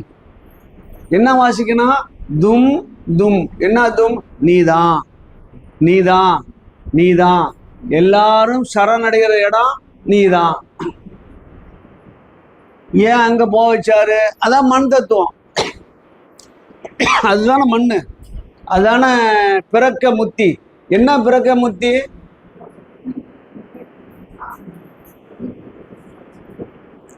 அங்க போய் டெலிவரி வச்சுட்டா முத்தி அடைஞ்சிருமா? டெலிவரிக்கு ரெடியா இருக்கிற குழந்தைய கொண்டு போய் அங்க இருக்கிற ஹாஸ்பிட்டல்ல சேர்த்துட்டோம்னா குழந்தை பிறந்தடும், முத்தி அடைஞ்சிருமா? பிறக்க முத்தினா இதயத்துல பெருமான ஸ்தாபனம் செய்யணும், அதுதான் முத்தியை தரும். அதுதான் காலை வழிபாட்டுல வச்சோம். வித்தின்மால் அவங்களுடைய பரம்பரை குடும்பம் 5-6 தலைக்கட்டு இன்னைக்கு சாயங்காலம் வருவாங்க, குடமுழா செய்யறாங்க. எங்க செய்யறாங்க, தியாகராஜா சன்னதிக்கு ஏத்தாப்புல. இப்ப சமீபத்துல அந்த அம்மா யாராவது ஆண்கள் வெளில போயிருந்தா பெண் வந்து வாசிக்கிறாங்க, ஆண் பெண் வேறுபாடு இல்லை. இப்ப அங்க போய் என்ன செய்வாங்க கேட்டா, அவன் கேட்டான் வாசிக்கிறதோட சரிதான் நம்ம கதையான்னு கேட்டான். நீ வாசிக்கிறதுல என் கூட தினந்தோறும் வந்து சேர்ந்துருவ, ஆனா உருவம் வெளியில தெரியாதுன்ட்டு. இது தாங்க முப்புறம் எரிச்சது. அந்த 3 கோட்டை என்னன்னா, நாம் மனசுல 3 கோட்டை இருக்கு. தான் என்ற அகங்கார கோட்டை இல்லையா, நாம் செய்த வினையின் கோட்டை, நம்ம இடத்துல இருக்கின்ற ஆசை என்ற கோட்டை, 3ம் நம்மள்கிட்ட இருக்கு. அகங்காரம் இருக்கா, இருக்கு. உங்கள்கிட்ட அகங்காரம் இருக்குன்னு சொன்னா என்ன சொல்லுவாங்க? என்கிட்ட இல்லை, உங்கள்கிட்ட தான் இருக்கு, உங்க அப்பா கிட்ட இருக்கு, உங்க முப்பாட்டன்னு இருக்கு, நான் ஒண்ணுதான். 7 தலைமுறை எடுத்துருவாங்க. அவன் எங்க இருக்கிறான், ஏது இருக்கிறாங்க, எந்த பிறவியில் இருக்கான்னு தெரியாது. அப்ப என்ன அர்த்தம் இது? ஆசை கோட்டை, அகங்கார கோட்டை, வினையால் வந்த கோட்டை தகர்க்க முடியல. ஜான் ஏர்னா முடம் சறுக்குதுன்னு அந்த காலத்துல வச்சாங்க. இப்பெல்லாம் அப்படி இல்லை, 2 கிலோமீட்டர் சறுக்குது. அவன் எங்க போவான் இல்லையா? ஒவ்வொரு இடத்துலையும் போகும்போது கீழே விழுந்துட்டே இருந்தா அவன் எப்படி ஏறுவான்? புரியல. எதை படிக்கிறதுன்னு தெரியல, எதை படிச்சா வேலை கிடைக்குன்னு தெரியல, மன அமைதி பெறுவதற்கு வழி தெரியல இல்லைங்களா? இப்படி போச்சு. கோயில் தான் மன அமைதிக்கு ஏற்ற இடம். அங்குதான் ஞான உபதேசம் பண்ணணும். அதுக்குதான் 1000 கால் மண்டபம் வச்சாங்க. இந்த கோயில் திருவிழாவில் என்ன நடக்குது? ஆட்டம் பாட்டம். எப்படி இருக்கு பாருங்க. ஞான விஷயம் நடைபெறுகின்ற இடத்துல இவன் என்ன விஷயம் கிளப்புறான்? ஏன் இதை போய் வைக்கிறேன்னு கேட்டா, அப்படி வச்சாதான் சார் கூட்டம் வரும்ன்றான். இப்ப என்ன மதிப்புன்னு கேட்டா, ஞான விஷயத்துக்கு மதிப்பு இல்லை, பேசுறதுக்கு மதிப்பு இல்லை. எவன் இருக்கிறான்னா கூட்டம் வந்தாதான் மதிப்பு. அதுல சில பேர் போய் சேர்ந்தாதான் மதிப்பு. நம்ம என்ன செய்வோம்? கூட்டம் தான் அதிகமா இருக்கு. கூட்டத்தை வச்சுதான் ஒருத்தன் நல்லா பேசுறான், நல்லா ஆடுறான், நல்லா சிறப்பா இருக்கான்னு கண்டுபிடிக்கிறோம் இல்லைங்களா? கூட்டம் போற வகையில நம்ம போலாமா? மக்கள்லாம் விரும்புறாங்க சார். ஒரு பேச்சாளர் சொன்னார் என்கிட்ட, அபத்தமா ஜோக் அடிச்சாருங்க. மாரியம்மன் கோயில் திருவிழா நமக்கே வெக்கமா இருந்தது. அடுத்தது நான் போகணும். இது எப்படி இருக்கு பாருங்க. அவன் மைண்ட்ல எப்படி டியூன் பண்ணி வச்சுட்டான் பாருங்க. அவன் நாம என்ன பேசுறது போய்? என்னையா அப்படி பேசினாதான் சார் மக்கள் கூடுவாங்க, கூட்டம் வரும், நமக்கு ஒரு 10 ரூபா கொடுப்பான், மீதெல்லாம் பார்க்க வேணாம் சார்ன்ட்டு. இது எப்படி இருக்கு பாருங்க. எவ்வளவு பெரிய பாவம் அது, நினைச்சு பாருங்க. அதெல்லாம் கூடாதுங்க. காசு, பணம், சூழல், புகழ் எல்லாம் எவ்வளவு காலம் இருக்கு அவருக்கு இல்லையா? சுழி மாறி போனாலும் போச்சு இல்லைங்களா? நம்மளுக்கு சுவாச காற்று மாறி போனா எல்லாம் போச்சு. இந்த 10,000 ரூபாய் பணம் மக்களுடைய கைத்தட்டுல என்ன ஆகும்? எத்தனை பேர் உலகத்துல வாழ்ந்து அற்புதங்கள் சிறப்புலாம் செஞ்சு போயிட்டான யாராவது நினைக்கிறாங்களா? இந்த காலத்து தலைமுறைக்கு மகாத்மா காந்தினா தெரியுமா? இந்த தடி உண்டுட்டு அங்கங்க பஸ் ஸ்டாண்ட்ல நிக்கிறாரு, அவரு தானான்றான். சிலை வச்சிருப்பாங்களா பஸ் ஸ்டாண்ட்ல, தடி உண்டுட்டு அவரு தானான்னு கேட்கறான். எப்படி இருக்கு பாருங்க. அது மகா ஆத்மா யாருக்காவது தெரியுதா? நம்ம நோக்கம் கூட்டம் கூடுகிறார்கள் என்பதற்காகவும், புகழ் பெற வேண்டும் என்பதற்காகவும், காசு சம்பாதிக்கணும் வேண்டும் என்பதற்காகவும் வெவ்வேறு தொழில்கள் இருக்கின்றன. இந்த ஞான தொழிலை ஏற்படுவது என்பது பாவத்திலும் பாவம், கொடிய பாவம். என்ன செய்யறது? நம்ம சொல்லிட்டோம், திருந்தனா திருந்துட்டோம், இல்லைன்னா அடுத்த பிறவில திருந்துட்டோம். நம்ம என்ன செய்ய முடியுங்க? இந்த 3 தான் இந்த பாட்டு. இதுங்க அகங்கார கோட்டை எழுதிங்க. அகங்கார கோட்டை, வினை கோட்டை, ஆசை கோட்டை. எவ்வளவு மனக்கோட்டை கட்டுறோம் நம்ம இல்லைங்களா? சாதாரணமா கட்டுறோம். வாழ்க்கையில என்னென்னமோ நினைக்கிறோம் நாம. பின்னால நடக்க வேண்டியதெல்லாம் இப்பயே நினைச்சு நினைச்சு கோட்டை கட்டுறோம். இப்படி இருக்கணும், அப்படி இருக்கணும், இப்படி இருக்கணும் அப்படின்னு. நல்லா நடக்குதா? நினைச்சதெல்லாம் நடக்குதா? நடக்காது. சின்னதா ஒரு 100 நினைச்சிங்கன்னா ஒரு 1/4 நடக்கும், அவ்வளவுதான். நினைச்சதெல்லாம் நடந்தா தெய்வம் ஏது? பாட்டே வந்துடுச்சு இல்ல. சில பேர்லாம் ரொம்ப அதிகமா நடிக்கிறாங்க, தன்னை மிக உயர்ந்ததா நினைத்து கொண்டு அப்படின்னு நினைக்கிறாங்க. சாமி அருள் புரியலன்னு வச்சுங்க, சாமியே மாத்திடுறோம். இந்த கோயிலுக்கு போறான், வழிபாடு செய்யறான், இந்த முருகப்பெருமான் சரியில்லைன்னா விநாயகர் கோயிலுக்கு போயிடறான். அது சரியில்லைன்னா வேளாங்கண்ணி போயிடறான். அது சரியில்லைன்னா நாகூர்ல வந்து இறங்கிடுறான். இவன் எவன் இவனை காப்பாத்துறது? ஒன்ன ஒரு புளியங்கொம்பா பிடிச்சாலும் நீ நிக்கலாம். எல்லாம் போய் வந்தா எவன் வருவான் கூட? சொல்லுங்க. அவன் பார்த்துக்குவான்னு இது கை விட்டுரும், அவன் பார்த்துக்குவான்னு இது கை விட்டுரும், இது பார்த்துக்கான்னு அவன் கை விட்டுருவான். எவன் தூக்குறது இவனை? அறிவற்றவர்கள் இவையெல்லாம் என்ன? பட்டும் திருந்த மாட்டாங்க. அன்பர்கள்ட்ட நம்ம முதல்ல இது கேட்குற அன்பர்கள், நான் உள்பட நம்ம குடும்பத்தை முதல்ல சரி செய்வோம், நம்பிக்கையை ஊட்டுவோம், ஒரு வழியை கூட்டும். அதுதான் இந்த பாட்டு. அப்பனி செஞ்சடை ஆதி புராதனன். புராதனம் பழமையானவன்.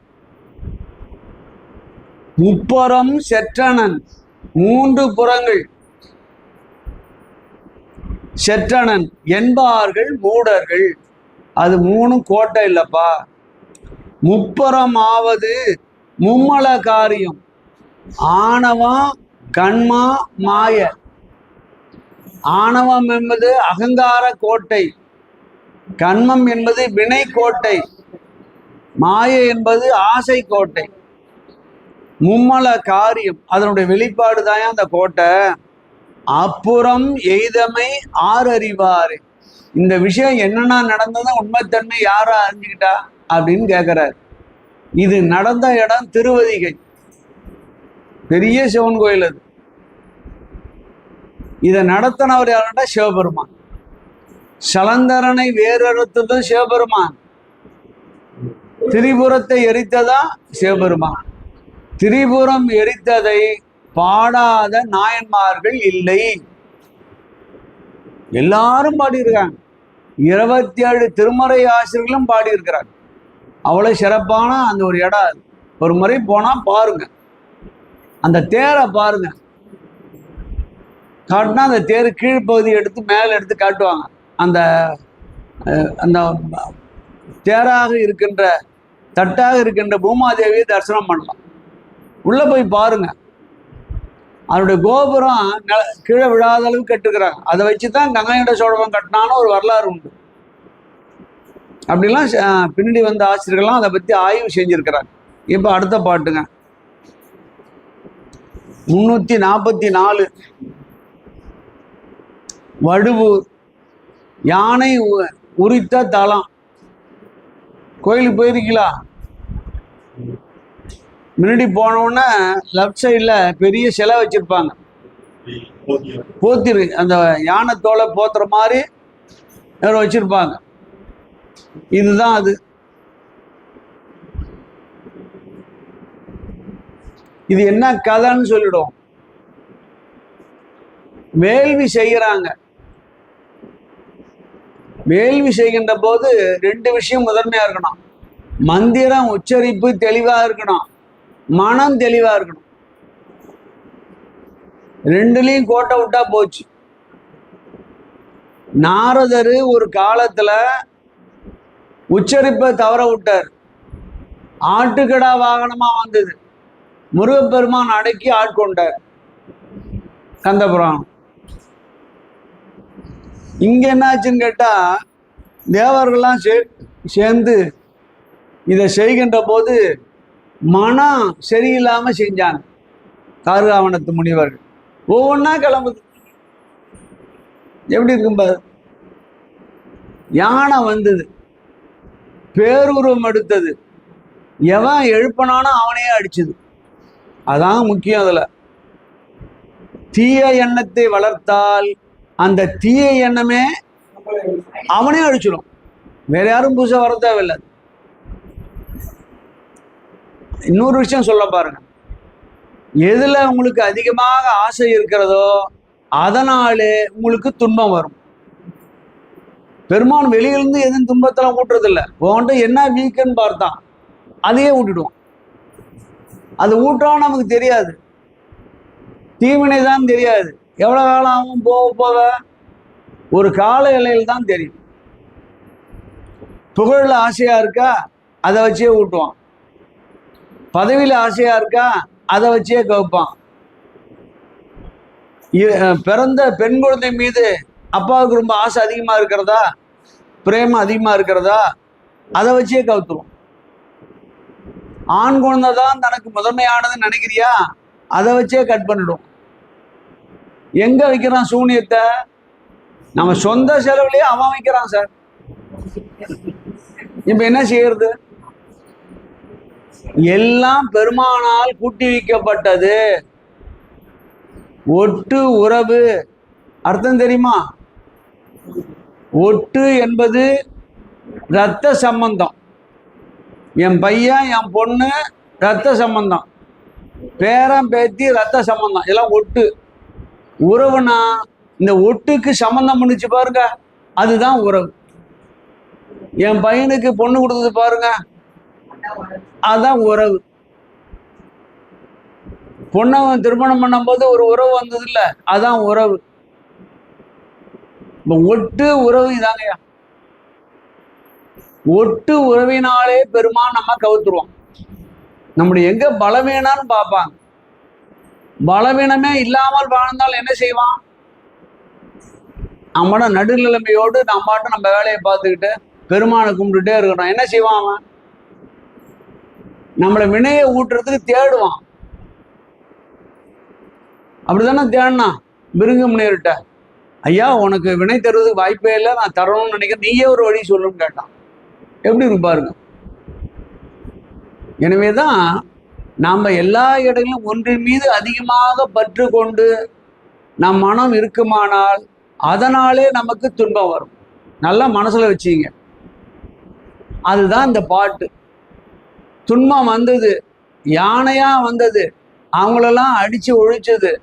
உடனே எல்லாரும் பெருமானை வேண்டாங்க. பெருமான் நேரா வந்தான். அந்த யானையை அடக்குவதற்கு பேரொளி கொண்டான், பிரகாசமான ஒளி. பேரொளியை பார்த்தவொடனே கூட இருக்கிற அந்த அம்மா பார்வதி தேவி மயங்கி விழுந்துட்டா. அங்க எஞ்சி நின்றான் பாரு உயிரோட, அவன்லாம் அங்கங்க பொத்து பொத்துட்டு விடுறான். தாங்க முடியல இந்த வெளிச்சத்தை அவங்களால, இல்லைங்களா? இது என்ன செய்யலாம்? பேரொளி வந்தாச்சு, யானையை சம்காரம் பண்ணதான் நிற்கும், வேற வழி இல்லை. யானையை உரிச்சு மேலே போத்திட்டான். மேலே போத்தியது என்ன காரணம்? பேர் வெளிச்சம், பிரகாசம், பெரும் சிவப்பிரகாசம் கண்டு எல்லாரும் அஞ்ஞானிகள்லாம் அச்சப்படுறான்னு போத்திக்கிட்டான். இதான் யானை உரித்து ஆடையாக போர்த்திய நிகழ்வு. இதுதான் வரலாறு. உள்ள விஷயம் எங்க நடந்தது? வழுவூர்ல நடந்தது. என்ன ஊர்? வழுவூர். யார் செஞ்சா? சிவபெருமான் செஞ்சான். வழுவூர் என்பது வைப்பு தலம். மீது எல்லாம் தேவார தலம் 8ல இது ஒண்ணு மட்டும்தான் வைப்பு தலம். பெருமக்கள்லாம் நேரா போய் அங்க பாடல. வைப்பு தலத்துக்கு இருக்குமா? சரி, நான் சொல்றேன். ஐயா ஒரு கேள்வி கேட்கிறார். வைப்பு தலத்திற்கும் நேரா போய் பாடிய திருமறை தலத்துக்கும் என்ன வேறுபாடு? இங்க அவன் திருவடிப்பட்டு பிரகாரம் வந்து வழிபாடு செய்து பெருமானை பாடியிருப்பாங்க. அவங்களுடைய புண்ணியம் எல்லாம் அங்க பட்டு இருக்கும். இதுதான் திருமுறை தலம். வைப்பு தலம் என்பது சொல்லுவாங்க. அங்க ஒரு கோயில் இருக்குங்கய்யா, ரொம்ப சிறப்பா இருக்குங்கண்ணா. இங்க இருந்துகிட்டு அங்க நினைப்பாங்க. அந்த பெருமானை இங்க நினைச்சு இங்க பாடுவாங்க. தலத்துக்கு போயிருக்க மாட்டாங்க. இங்க வச்சு பாடியதாலே அதுக்கு பேரு வைப்பு தலம். எவ்வளவு சிறப்பா இருக்கு பாருங்க. அதுதான் இந்த கதை. என்ன சொல்லுது இந்த தத்துவம்? எல்லார்கிட்டையும் யானை இருக்கு. யானைனா இருட்டுன்னு அர்த்தம். இருட்டுனா அறியாமைன்னு அர்த்தம். எல்லாருக்கும் அறியாமை இருக்கிறது. எது சொன்னாலும் உடனே கேட்க மாட்டோம். அவங்கவுங்க வயப்படி கேட்பாங்க. இவர்கிட்ட ஆதிசங்கர்கிட்ட போய் கேட்கும்போது எல்லாரும் எல்லா விதமா கேட்கறாங்களா? இல்லையா? குருநாட்ட நம்ம சொன்னா எல்லாம் கேட்டுவாங்களா? கேட்க மாட்டாங்க. அவங்க ஞானத்தின் வயப்பட்டிலே கேட்பாங்க. ரொம்ப முக்கியமான விஷயம் சார் அது. ஆதிசங்கரை எவ்வளவு பெரியவர். மெய்ஞானத்தை முதல்ல வேதாந்தத்துடைய உட்பொருள்ல பாஷ்யம் செஞ்சவர் அவர் தான். இன்னைக்கெல்லாம் அந்த வேதாந்த நிச்சி இருக்குதுன்னு சொன்னா அவர் தான் மூல காரணம். இல்லைங்களா? கோயிலா வர்றார், காசிக்கு போறார். காசிக்கெல்லாம் இப்ப நினைக்கிற மாதிரிலாம் கிடையாது. ஒரு சந்தில கோயில் இருந்தது, இப்பயும் சந்தில் தான் இருந்தது.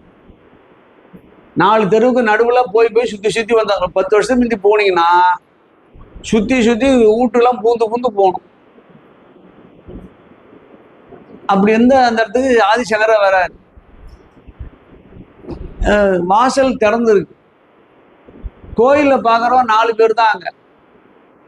அப்போ சொல்கிறோம், ஒருத்தன் பெருக்கிட்டு இருக்கிறான் தொடப்பத்தை எடுத்து. அந்த நிர்வாகிக்கு கோவம் வந்துடுச்சு. டேய் மூடனே, என்ன வேலை செய்கிறாய்?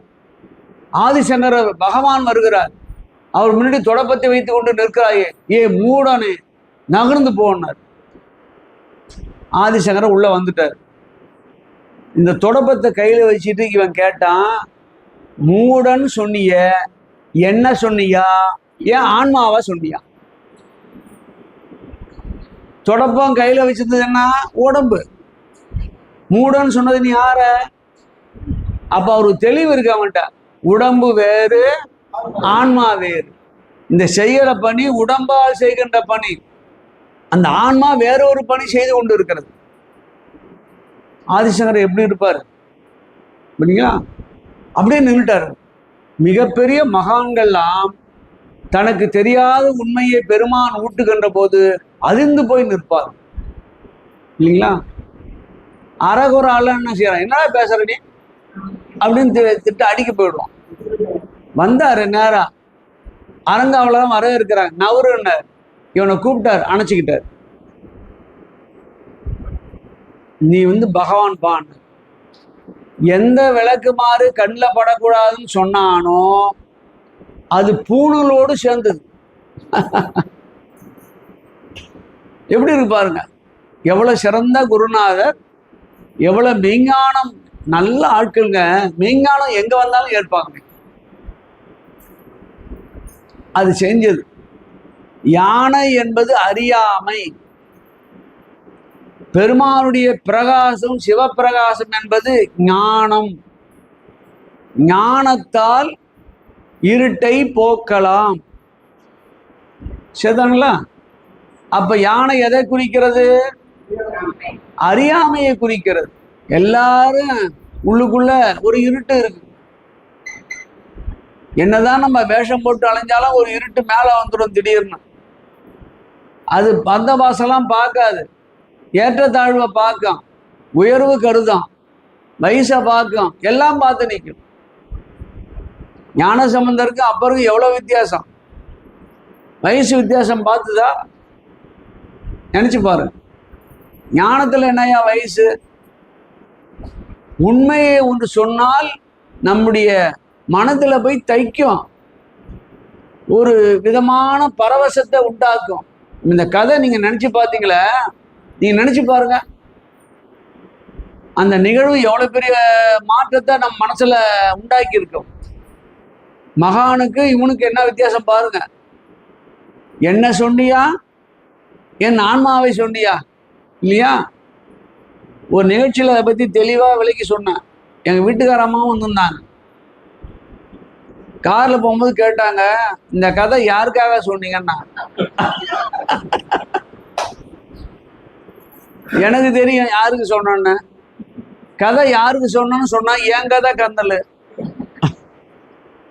இல்லைம்மா, பொதுமக்கள்லாம் வராங்க. இது நான் சொன்னது அறியாமை என்பதற்கும் ஞானம் என்பதற்கும் உள்ள வேற்றுமை.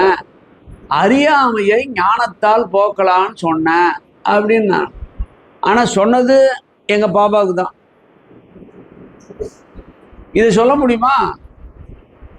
நேரடியாக ஞானத்தெல்லாம் உணர்த்தக்கூடாதுங்க. இது மாதிரி தான் சுற்றி வளைச்சு தான் சில செய்திகளை சொல்லணும். அப்போதான் அந்த குடும்பம் சிறப்பாக இருக்கும். நான் உனக்கு தான் சொன்னேன், இதை வந்துட்டுடி சரியா மாட்டிக்கிட்ட அப்படின்னு இவன் ஏறினானா, அறிவுள்ளவன் ஏறுவானா? நம்ம ஞானம் உடையவனால அதை செய்வனா? செய்ய மாட்டான். நமக்கு தெரியாது இல்லையா? வேகமா கத்தி பேசுற இடம் இங்கேயும் இல்லை, வீட்லையும் இல்லை. நம்ம நோக்கம் அதுவா? அடக்கி ஆளுவதுதான் நோக்கமா? என்ன நோக்கம்? ஐம்பொறிகளை அடக்கி ஞானத்தை பெறுவதுதான் நோக்கம் இல்லைங்களா? அந்த அளவில் நம்ம போனோம்னா சிறப்படையும். அதுதான் இந்த பாட்டு. எங்க நடக்குது? வழுவூர்ல நடக்குது. யார் செய்யறா? சிவபெருமான் செய்யறான். முத்தி முழங்கு எரிகின்ற தீ கொள்வி முழங்கெறி வேள்வியுள் வேள்வி செய்கின்ற போது சுடருட்டு அந்த அக்கினி மேலே எழும். எல்லா 5 பூதத்தில் சிறப்பானது தீ. அது மட்டும்தான் கீழே கொண்டு வச்சாலும் மேலே போகும். மீதெல்லாம் மேலே இருந்தாலும் கீழே தான் போகும். தண்ணி ஊற்றி பாருங்க, கீழே தான் வரும். காற்று கீழ் நோக்கி தான் போகும். கீழே வச்சா மேலே போகிறது எது? தீ தான். அதுதான் வேள்வியில நடுநாயகம். அதுதான் பெருமான் எழுந்தருளினா திருவண்ணாமலையில. வேள்வியுள் அத்தி உரி, அத்தினா யானை, ஊரி அதை உரிச்சாம் பெருமான். அத்தி ஊரி பரன் ஆவது அறிகிறார். அந்த யானையை உரிச்சவன் சிவபெருமான் என்று சிலர் அறியவில்லை. சத்திய கருதிய தாம்பல தேவரும் உண்மையை கொண்டிருக்கின்ற தேவர்கள் பலரும் அத்தீயின் உள்ளெழுந்து அன்று கொலையே. அந்த தீயிலே உள்ளே எழுப்பது எதுன்னு கேட்டீங்கன்னா இருட்ட போக்குறதா எழுந்தது. கொலையனா இருட்டு, அறியாமை. அப்போ யானை என்பது அறியாமை. அந்த வேள்வியில யானை ஏன் எழுந்தது? தேவர்களுடைய தார்காவனத்து முனிவருடைய அறியாமை. மனத்துல பல்வேறு விதமான விஷயங்கள் வச்சிருந்தான். மன வழிபட்டு சொன்ன என்ன வரும்? மனத்துல என்ன நினைக்கிறீங்களோ அதான் தான் அறியாமலே வந்துடும் வார்த்தையா, இல்லைங்களா? அப்ப மந்திரத்தோடு சேர்ந்து வருகின்ற போது என்ன ஆகும்? அதுதான் தீயவனை வந்தது. அதுதான் இந்த விஷயத்த சொல்றாரு. அடுத்த பாட்டுங்க 345. திருக்கடவுர் சிவபெருமான் செய்தது யமனை உதைச்சது. இருவேறு செய்யல. என்ன செய்யறார் சிவபெருமான்? உதைக்கிறார். யாருக்காக உதைக்கிறாரு? மார்க்கண்டேயனுக்காக. யமனை உதைச்சு அகன்ற இடம். இந்த கதையில வேற ஒரு செய்தி இருக்கிறது. திருக்கடையூர்ல நடக்குது. திருக்கடையூர்லாம் இப்ப இருக்கிற திருக்கடையூர் இல்ல, இதுக்கு பின்னாடி மயானம்னு ஒரு இடம் இருக்கு. பின்னாடி 2 கிலோமீட்டர் அங்குதான் இது நடந்தது. இங்க போனீங்கன்னா அங்க போயிட்டு வாங்க. பின்னாடி வந்த அரசர்கள் அந்த இடம் பத்தல, கடலோரமா இருக்குன்னு எடுத்து கட்டினான். திருக்கடையூர். கடையூர் என்ற தலத்தை இந்த பாட்டுல திருமூல சொல்றார். மீதி நடந்தெல்லாம் இடம் சொல்லல. இது வரைக்கும் சொன்னோமே, இடம் சொல்லவே இல்லைங்க. இங்கதான் சொல்றாரு. மணி 4:30. இதோட முடிச்சது. 2 முடிச்சிடலாமா? சரி. நீங்க 4 மணிக்கு என்ன கதை சொல்லாம நேரா போயிருக்கலாமே. இப்ப அந்த திருக்கடையூர்ல என்ன நடக்குதுன்னு கேட்டா, பக்கத்துல 3 கிலோமீட்டர்ல அவங்க ஊர் இருக்கு, மார்க்கண்டேயன் ஊர். அங்க ஒரு ஜீவஸ்தலம் இருக்கிறது. ஜீவன்முத்தருடைய தலம் ஒன்று இருக்கு பக்கத்துல. எல்லாரும் அதை சொல்லுவாங்க. அவங்க அப்பா சொல்றாரு, என் குழந்தை பேர் வேணும்னு கேட்குறாரு. இறைவன் கேட்குறான், எப்படி வேணும்னு கேட்குறான். அறிவுள்ள பிள்ளை வேணுமா, நீண்ட நாள் வாழ்கின்ற அறிவற்ற பிள்ளை வேணுமான்னு கேட்குறான். எப்படி இருப்பாருங்க? கொஞ்ச நாள் வாழ்ந்தாலும் ஞானமுள்ள பிள்ளையா தாருன்னு கேட்குறாங்க. அந்த 16 முடிவு பண்றாங்க. ஏன்னா 16 ஆண்டுகள் தான் அந்த கல்வி அறிவு. அதனால முடிவு பண்ணிட்டாங்க. 16 வருகின்ற போதே அப்பா சொன்னாரு, அம்மா சொன்னாங்க, இவன் கேட்டான். இப்ப விதி என்ன? 16. அது போகணும் இல்ல? போகிறது என்ன செய்யணும்? நேராக பெருமான்கிட்ட வந்தான். பெருமானை அந்த நேரம் வருகின்ற போது கட்டி பிடிச்சிக்கிட்டான். சிவலிங்கத்தை லிங்க பெருமானை கட்டி பிடிச்சிட்டான். யமன் வந்தான், அவனுக்கு யாரை பற்றியும் கவலை கிடையாது. டேட்டு கொடுத்துட்டான்ல, ஆர்டர் இஷ்யூ பண்ணிட்டான், டக்குன்னு பிடிச்சிட்டான். பிடிச்சவன் என்ன செய்யறான்னு கேட்டா தப்பு செஞ்சிட்டான். என்ன தப்புன்னு கேட்டா அந்த மார்க்கனுடைய ஆன்மா அங்க இல்லை. எங்க இருக்கு? பெருமானோடு கலந்துருக்கு. அதுதான் தியான நிலை. அங்க போய் கலந்ததால இந்த உடம்புல ஆன்மா எங்க இருக்குன்னு தெரியாம பாசகர் வீசலாமா? இவன் என்ன லிமிட்டு? பள்ளிக்கரணையில் இருக்கிற ஒரு கான்ஸ்டபிள் அமெரிக்காவில் போய் ஒருவனை கைது செய்ய முடியுமா? போகலாமா? போனா இவன் தான் உதவாங்குவான். அது மாதிரிதான் இவன் வாங்கிட்டான். ஆன்மா அங்க இருக்கு, இவன் உடம்ப போட்டு பிடிக்கிறான். உயிரை வவ்வறு தான் அவனுக்கு வேலையை தவிர உடம்ப வவ்வறு தான் வேலை கிடையாது. தனக்கு உத்தரவையும் மீறிட்டான், அறியாமையில நின்றுட்டான், ரெண்டும் ஒண்ணுன்னு நினைச்சிட்டான். அப்ப பெருமான் அந்த மார்க்கண்டவன் நினைவு எங்கே இருந்தது? இறைவனோடு. நாமும் இறைவனோடு கலந்து நின்றால் யமன் வரமாட்டான். உயிர் பயம் வருதுன்னு வச்சுங்க, பதிகம் படிங்க, அந்த உருவத்தை நினைங்க, நினைவாலே அங்க போங்க.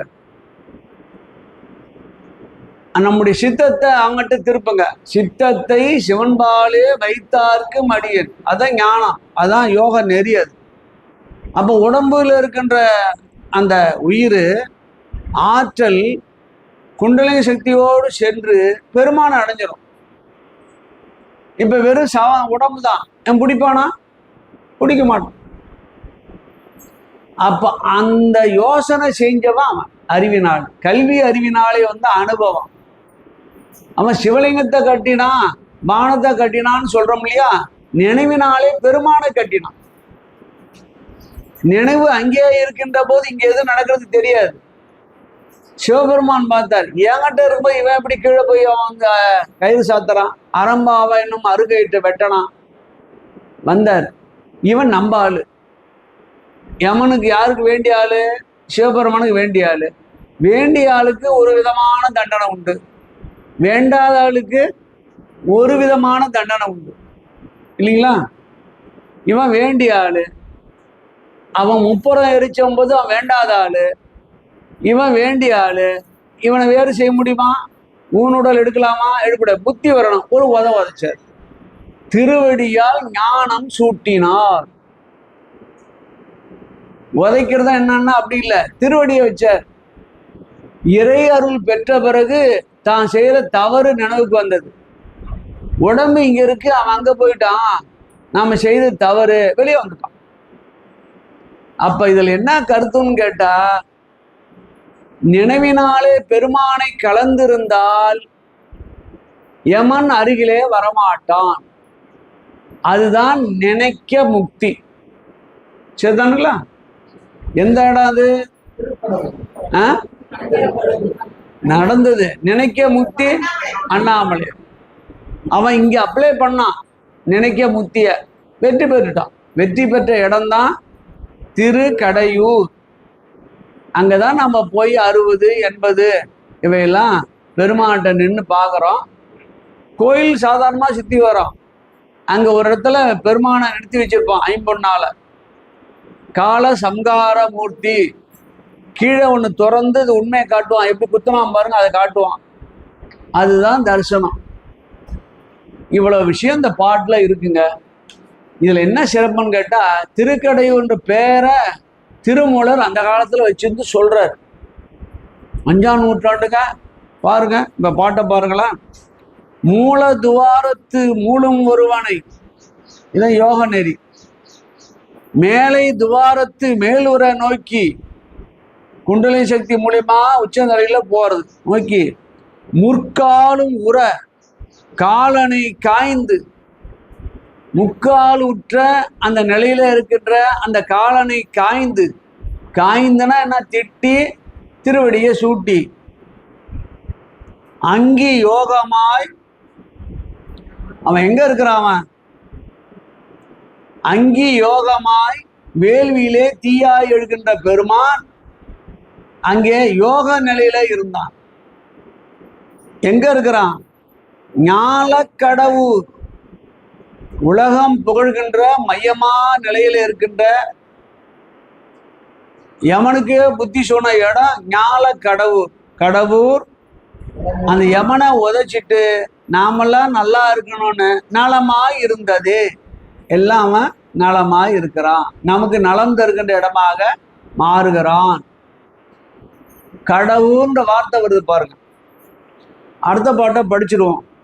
மன்மதனை எரித்தது, மனதை இருந்த மனதை இசைய இருத்தி பொருத்தி லிங்கம் அழியது போக்கி திருந்திய காமன் செயல் வழி அற்று தங்கன் அருந்தவ யோகம்.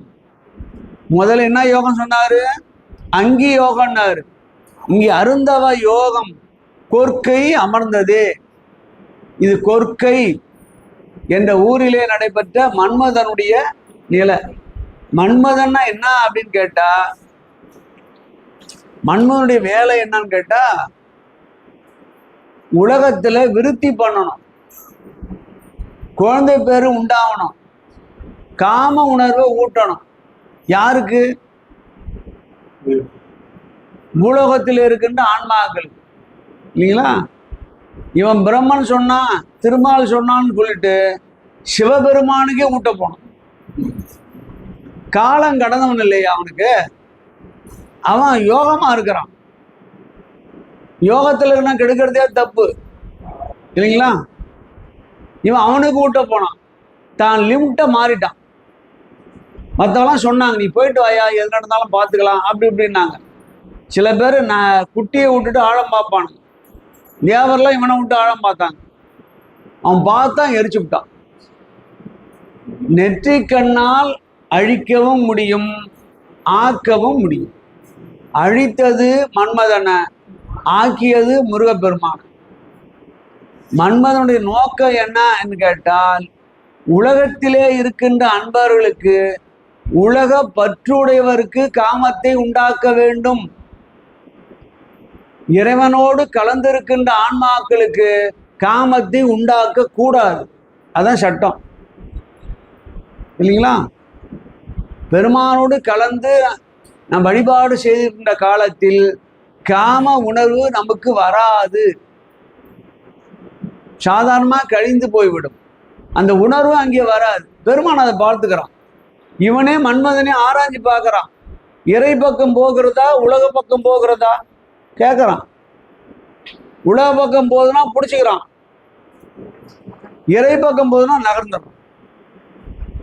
எனவே உலக பக்கம் உள்ளவரை காமன் தாக்குவான். இறை பக்கம் செல்ல செல்ல ஐம்பொறியால் வருகின்ற இன்பம். காமம்னா வெறும் ஆண் பெண் உறவு அல்ல, மனதில் எழுகின்ற ஆசை, கண்ணினாலே வருகின்ற ஆசை. ஒரு வீடை பார்த்தோன்னா இது மாதிரி நம்ம வீடு கட்டினா என்ன, திடீர்னு நம்ம கூட தான் இந்த எம்எல்ஏ ஆகிட்டான், ஒரு கார் வாங்கிட்டு போகிறான், பார்த்தவன் என்ன நினைப்பான்? கூட இருக்கிறவன் வந்தது பாரியா யோகம், நம்ம கூட தாங்க பிடிச்சிட்டு உட்காந்துருந்தான் டீ கடையில். மனதில் என்னத்தை தோன்றும்? நல்லுணர்வை தூண்டாது.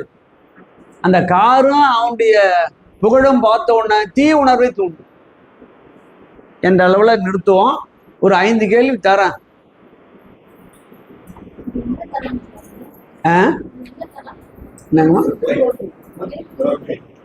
என்னம்மா சொல்ற? இது வீரட்ட தலம் எதுன்னு கேட்டீங்க. ஏதா கொற்கை எந்த பாட்டுங்க? மன்மதனை எரித்த தலம் கொற்கை. எல்லாரும் போயிருப்பாங்களா அந்த தலத்துக்கு? மார்க்கண்டேயன் திருக்கடையும்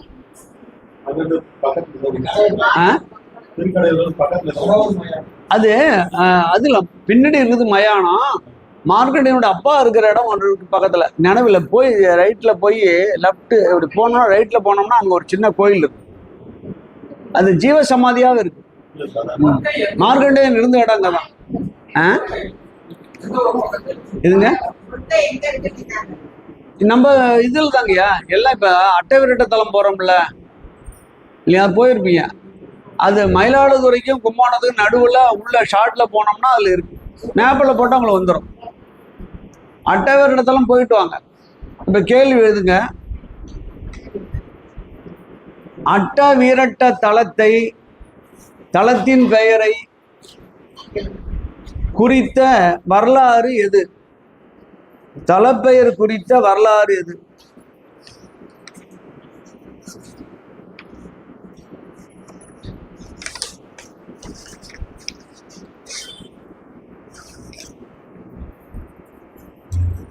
அதை பார்த்துங்க.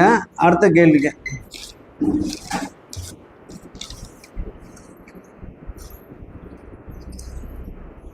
எதுல இருந்துங்க நடத்தணும்? நம்ம 346.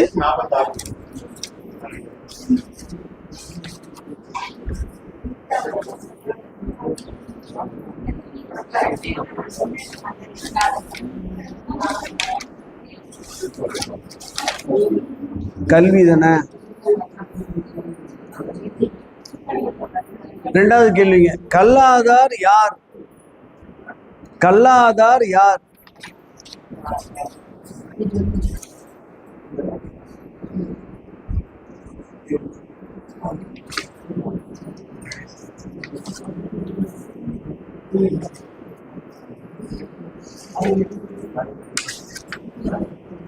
பாட்டு எண் வந்து கல்லாதார் யார்? 317.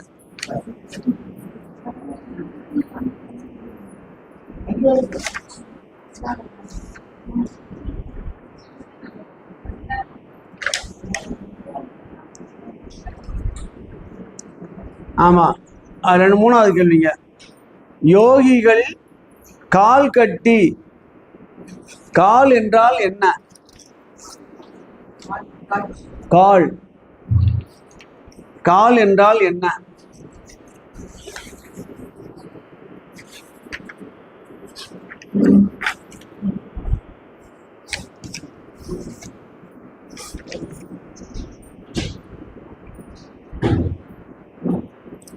திரிசூலம் எதனை குறிக்கும்?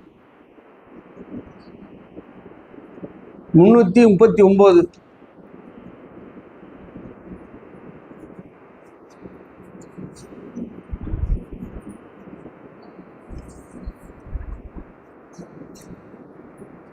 வீரபத்திரர் செய்த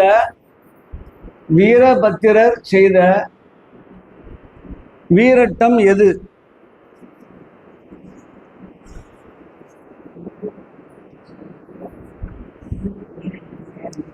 அடுத்தது 5வது கேள்வியா?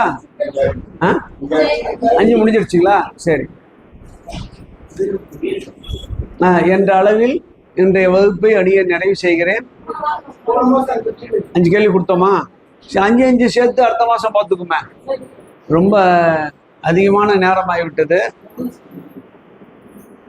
அடுத்த வகுப்புல பார்த்துவோம். வழக்கம் போல 2வது ஞாயிற்றுக்கிழமை 9ஆம் தேதி வருகிறது. அடுத்த முறை அவசியம் வாங்க. என்னன்னு கேட்டா, அந்த நம்ம வாழ்வியல் பற்றிய புராண செய்திகளை சொல்லுகிறது.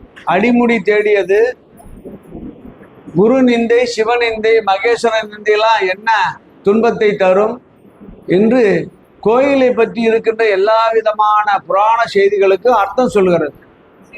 எனவே அடுத்த முறை வருமாறு கேட்டு இன்றைய நிகழ்வினை அடியேன் நிறைவு செய்கிறேன். தென்னாடுடைய சிவனே போற்றி, எந்நாட்டவர்க்கும் இறைவா போற்றி. திருச்சிற்றம்பலம். நன்றி, வணக்கம்.